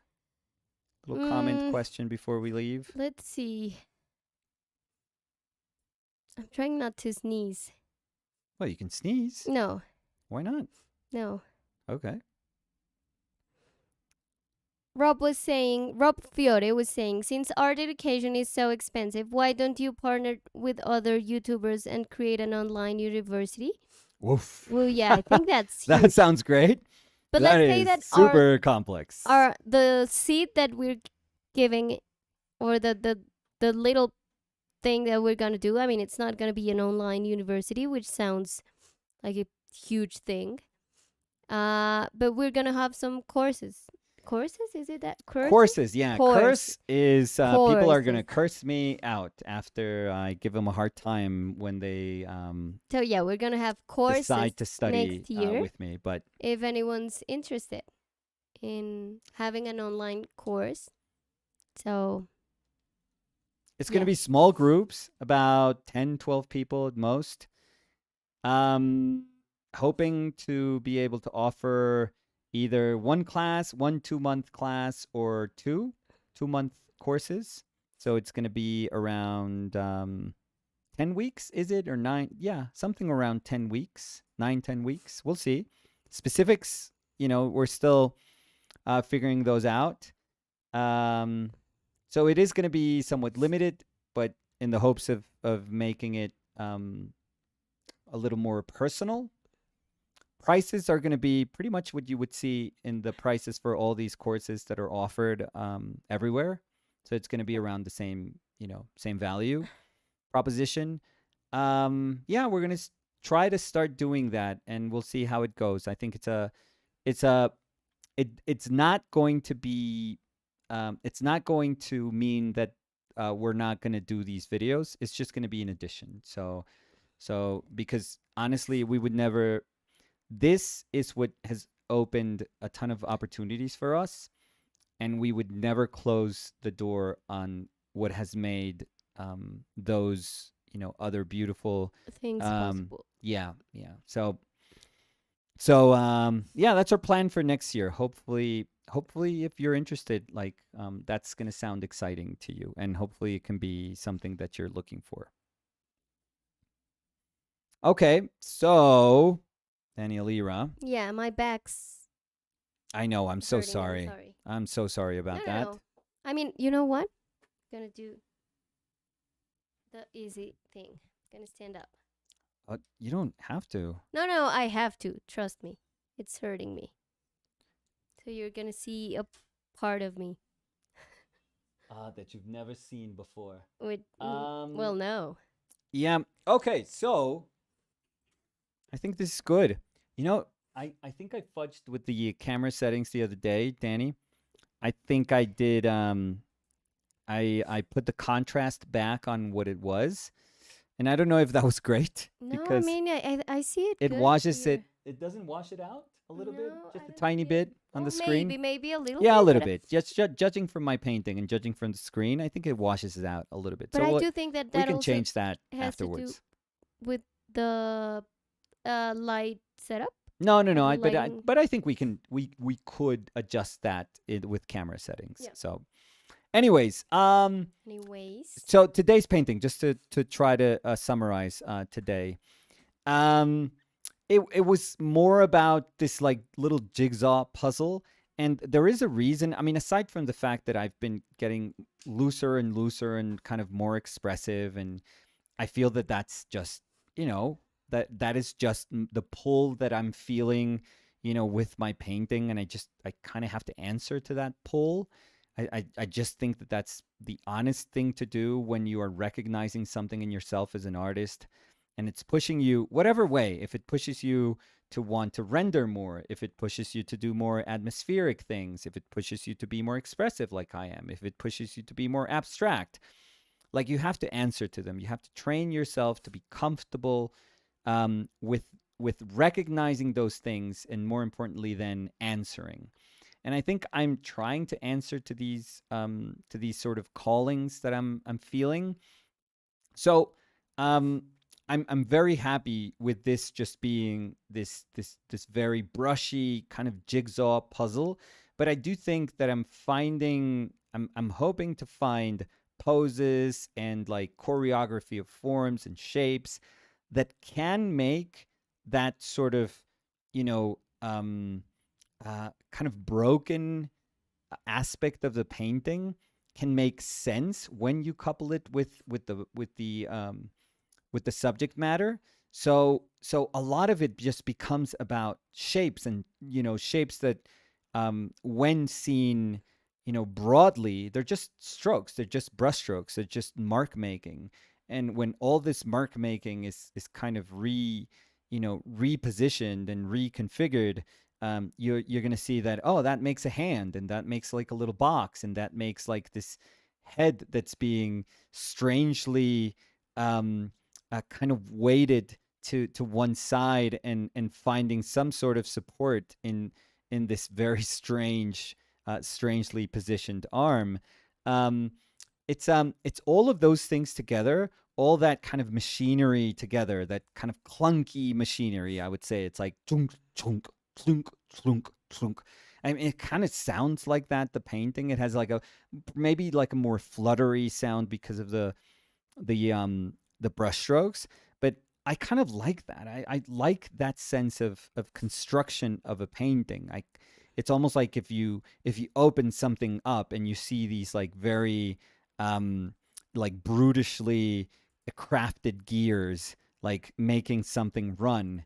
And I kind of like that. I kind of like these broad, gears, easily seen throughout my painting. I don't know why I like that. I don't know. I just think that they speak they speak more readily about who I am and what I'm about, than if I try to cover them up through process or through rendering. I mean, you don't fully cover them up when you do those things. So, but I just want them to be as plain as, anything else that you would be able to identify visually. So I just want it to be there, like laid bare. Um, so I like doing these sort of paintings. I very, very much enjoy them. I really, really do.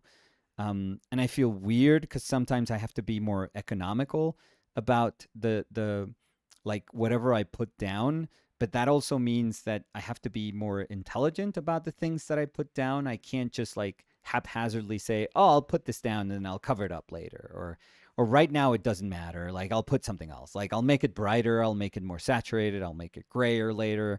Like yeah, for now it's fine. For now it's fine. Now, I can't go through that because the painting doesn't allow me to go through those things. So I like that. I like that very strange feeling of responsibility, of weight to something that happens to end up making like a very loose, very expressive painting, but very, I don't know.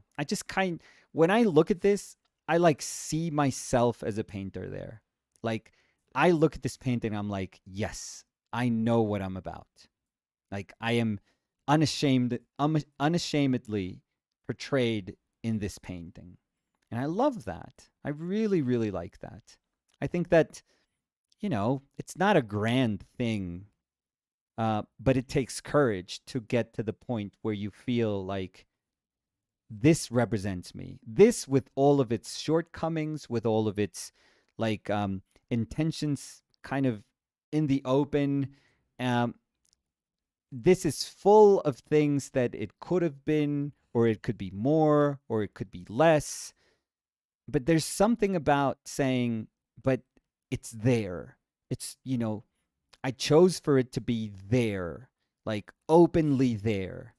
Like I wanted to do things with little, and I could sound so clumsy and so dumb, and so unoriginal or uninspired when I can't execute things with very little. It can just feel like less, or it could just feel like nothing. But when it's thought out and it's less, but it's just right.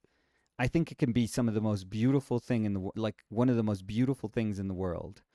I don't know why, but I'm just like, heavily attracted to decision making, to easily kind of identifiable, graspable decision making. And that's, I don't know. That's the pull that I'm feeling with my painting for some time now. So it makes paintings like this kind of, I don't know. It almost feels like I'm just like crumpling like a bag.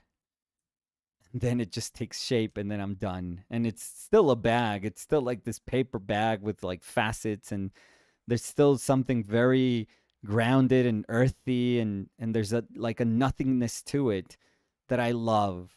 But I think that it still lives in a place that is quite beautiful. So that was purpose today. So I think I'm using a lot of these paintings um to sort of um I don't know, like confirm myself. I was searching for a word, and maybe that's not the best one, but but since I've been doing a lot of the book rewards that do require me to be super open about who I'm painting and how I'm going to interpret, whomever I'm being commissioned to paint.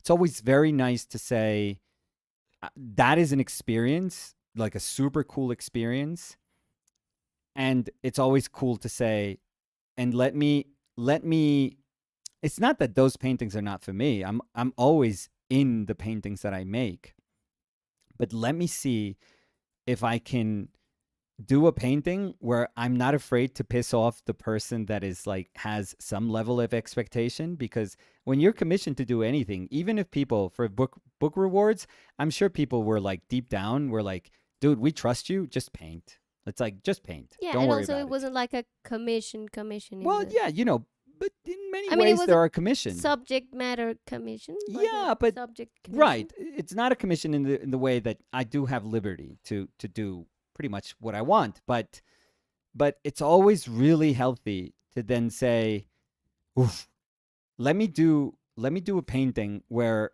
there's no, like, no weight, no responsibility, Yeah. no nothing except for yourself. Yeah, painting for you. Yeah, yeah. Again, I don't mean that those other paintings are not paintings that I'm not proud of. Of course I'm proud of them. I am posting them like crazy because I like how they push me in tons of different directions. And they are essentially problem solving that I'm like, oh, I never thought about painting this person. This is awesome. So I embark on that path. But but it's also very cool to say, okay, like sit down. For example, this morning I painted like another prince that I two people asked for Prince. So it was really cool because it gave me the opportunity to paint two versions of Prince. So I did like a pouty. I mean, Prince is pouty, but I did a Prince that I don't know. It's like I see myself there in that portrait, which is very dumb because I look nothing like Prince. Like I wish, but no sexiness in me that even comes close to Prince.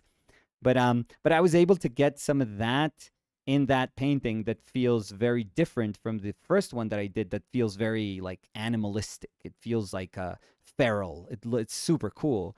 So I was able to do those two things, and it's super exciting to have like the opportunity to say, oh, let me try this out. Let me try this other thing out. Let me try this. And but then when I sit down with you guys, I'm like, yeah, this is like I'm just gonna paint.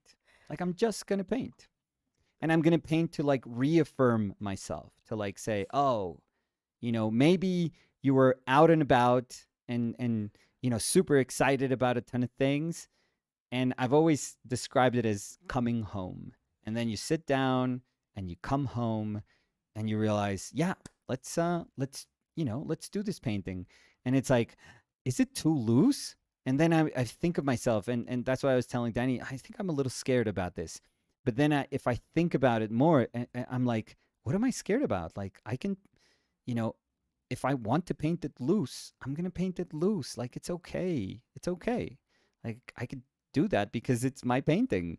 So So that's really cool. And today I mean, it's hard for me to say like I don't like something when I'm done with it, but I've also been super honest with you guys. And when I struggle, I'm like, oh fuck this, like I'm struggling, like I didn't enjoy this, or there was too much, this was too tough today, or I never shy away from saying that something was tough or something was unexpected. But this I liked. This is like the beat of it, the rhythm that's sort of like scattered, broken, but just it just seems to work. Rhythm of this I like. I really like. I really really like. So, anyways, um we'll see if we see you guys tomorrow. Maybe I have to take a day to do a bunch of Hmm. portrait commissions for the book. Yes. So if I can work everything out, we'll see if we can do it tomorrow. We'll see if we could do a live tomorrow. If not, know that we've been like super busy trying to get everything right with our book. Once again, if it gives us, if this is like heard by people that supported us, we are so grateful for you guys. The book, even like nowadays, I don't know how editorials do it. I don't know how these presses do it that are printing books, but it's very hard. Like nowadays, like when you're dealing with it personally, it's super super, like you realize first of all how expensive everything is, how way more complicated everything is, um how all the problems that involved shipping, boats getting stuck like in the middle of the ocean with cargo, with tons of cargo, how all of these things just added up and affected like a ton of these things, and how we were caught in the middle of something that we just couldn't control or couldn't expect, but how we had to say, okay, let's make a book that we can handle, and that then it's manageable for us, but it's also fair to the people that supported us.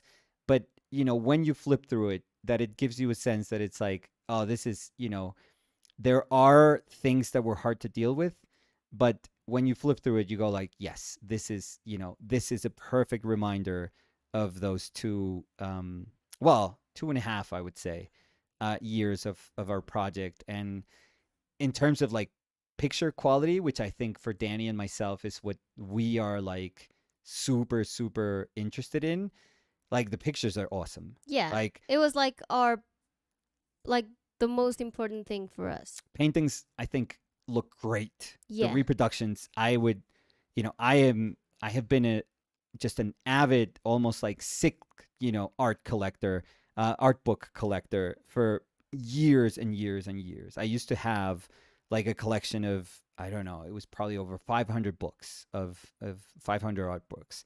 That was, my pride and joy, and I've always adored art books. Mm. And I've always, in the ones that I've enjoyed the most, and I'm like a little kid here, is always, I always wanted big reproductions and detailed Good reproductions. reproductions. Yeah, Yeah. just good, just something that when you look at it, you're like, oh, I can sense the painting here. I can feel that this is a painting. Yeah. I don't just want like a nice thing, a thing that looks like a little poster.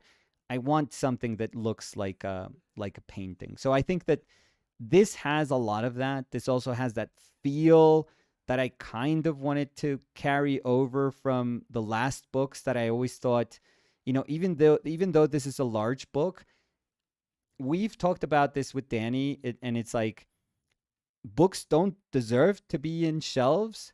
Books deserve to be flipped through, and to be, to have like your ugly fingerprints on them, Yeah, and we're and to encouraging you by yeah. by the back part of the book. I mean, it's like, Exactly. you know what? If you want to have it in your studio, that would be absolutely It's amazing. If you want great. to flip it while you're painting, And if you want to if do you want to like put an it right next to your painting, yeah, and it's like, oh fuck, like I just painted over this like white border thing around it, but fuck it. Like I think I mean, this is pretty extreme, but I think a book deserves to be like those Francis Bacon, how Francis Bacon used to treat his books, like his art books. Like you have to live with your art books. You have to hmm, like, oh, like they have to be a part of you. If you want them in a shelf, great. And if you treasure them like that, trust me, I understand that. Like that used to be me. Like that I understand entirely. Yeah, but sometimes I would say that if you are so precious about a book, you create like a wall between the book and you, Yeah, you tend because to you feel not it's open so it as special. So it's much. like, no, no, no, I don't want to like open it too much so that I would mark the Yeah, pages or that I would have my stains. yeah. So So in a way, I think this book is kind of inviting you to say, no, flip through it. yeah, And the make way, it part of your life, yeah, of your like, everyday. yeah, we tried to like for the sketchbook and the accompanying book last time. We were using a local paper that, for example, we couldn't find for like covers or end No, papers. We couldn't find. There's no. They're not producing it nope. right now. But we tried to find that because it's a very eco-friendly paper. And the fact that we found like a paper from here that is also super eco-friendly, but it was nice to print on, but that because of shortages and because of, environmental issues, like the paper just, becomes like a more, it's not even more affordable, but it just becomes more like they're pretty much using less pulp. That's what's happening. It's like a paper that you use less pulp. There are some ways in which we were saying no, but that's our reality. Like we can make a book about our reality, like about the book that we have to make at this moment in time. But, and this was the important part, but we're not going to betray what the book is about, which is like nice big reproductions. Hmm. So if you want that part, oh my God, we got you covered. And Like, a cohesion in the reading yeah, of the there book, is like the visual reading of the book. I think there's a fantastic curation Yes. on our part, mostly on Danny's part, which she's like No, super vocal both about of our those parts, those let's say. things. I think she's incredible at that job. Like Danny's attention to like design and rhythm and just placement, it's amazing. So that's all her. So if you want that, just a book that I totally can assure you that it feels like a joy to flip through, and you can stare at something, and there's, we had to choose which ones we wanted to also be like, which images would also be accompanied by a bigger detail of them, because if we did image detail, then every image that we decided to make details of meant that we wouldn't be able to print more images. Yeah, there's And we few were of like, those. no, we're going to 'Cause print, we're going to use exactly, everything. we We're going to wanted use all these pages to print, quantity too. We right. We wanted wanted to quantity. show paintings. So, or images, let's say. Even like the end papers have like me and Danny in the front, and then Menzel and Alice Neal in the back. So it's like me and Danny right Oh, now, reveal. and our old versions in They the haven't seen it. Let yeah. me share it So you could share it, yeah. So even in the end papers, we were like, no, we can print here. So if you want that, I think the quality of it is fantastic. here. So it's. The show them. Oh, I have to go back a bit. So that's big, like my big ass face, Danny, And and book. the back covers end papers are just crops of Menzel and Alice Neal. So Yes. it's nice. It's like us and then our future. Two Yes. amazing. I mean, they weren't a couple, but it's like a very nice kind of beginning and an end of for the book. Yes. So I think all of it, all of those things, I think are ticked off. But, and this is a loving but there's also like a reality about printing something nowadays, which, like we said, I don't know. I don't know how these other bigger printing things do it. I have no idea. I have no idea how they sometimes can make, embossed books, and like, they put silk screen everywhere and golden ink and like all these fucking like crazy amazing things, and they offer it for like $60. It's like, what the hell? It's like, how are they doing this? Like, this Yeah. is And we're not even exaggerating when we said that we were like, okay, let's have this paper, and they were like, nope, we don't have it anymore. no, Okay, it's so this other one, nope, we're not getting it here anymore. So this one, no, And by the no. way, this is it. This is because after we had quoted books like printing in the U.S., for example, printing has become like a very niche thing in the U.S. You could go with like digital offset printing, which is fine, but you could sense like the difference in quality is like really big when it comes to like the actual reproduction. Yeah, and that's what Um, we were more worried about. yeah, Like yeah. I we didn't were want to see prioritizing. like little fuzzy pixels or Yeah. something like No, no, no. this may be like a paper that has like certain specific character, but when you look at the printed image, oh, it looks good. It looks really good. Like I am so not like complacent about these things, and I had to learn how to be a little flexible because of the moment where we're at. But I do think that it's something that both Danny and I, when we got them yesterday, we were like super proud. Yes. Like we were And we were very, like very staring happy. at all the reproductions Yeah. for And a it's like while. everything. It's like, if I look at this painting, I start thinking, oh, I could have done this a little bit better, or maybe I could do this a little bit better, or maybe I could do this. Like you could stare at something and think, yeah, you could make it 1,000 ways better. And when you look at a book, there's a certain reality that sets in that you go like, okay, I remember how difficult it is to balance like the printing of all these images in one sheet of paper, because you have to balance like the blacks for one or the But reds to for be honest, I another. think that's something that we both are like aware of. Yeah. But again, it's not like it was a sacrifice in the book. It's not No, like, it's just okay, you can't see this, but this one's cool. right. No. I mean, I think because we did the book, we see that. Right. But But all I could say is like it's done lovingly, it's done carefully, um, and it's also done locally for whatever that means. For us, it's important. Maybe that doesn't mean something to somebody else, and maybe somebody else says, oh, dude, if you would have paid $30,000 more, you could have done it here and we could have done a better job. And it's like, yeah, sure. It's like, yeah, okay.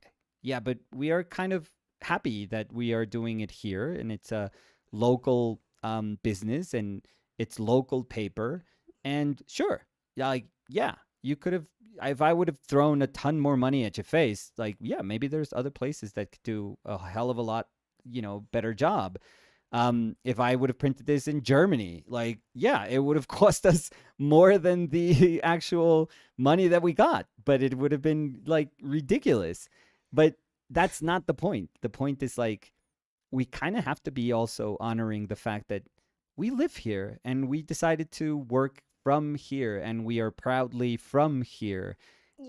and we enjoy living here and this is our home, and with all the quirks and tragedies and wonderful things that it means to be here.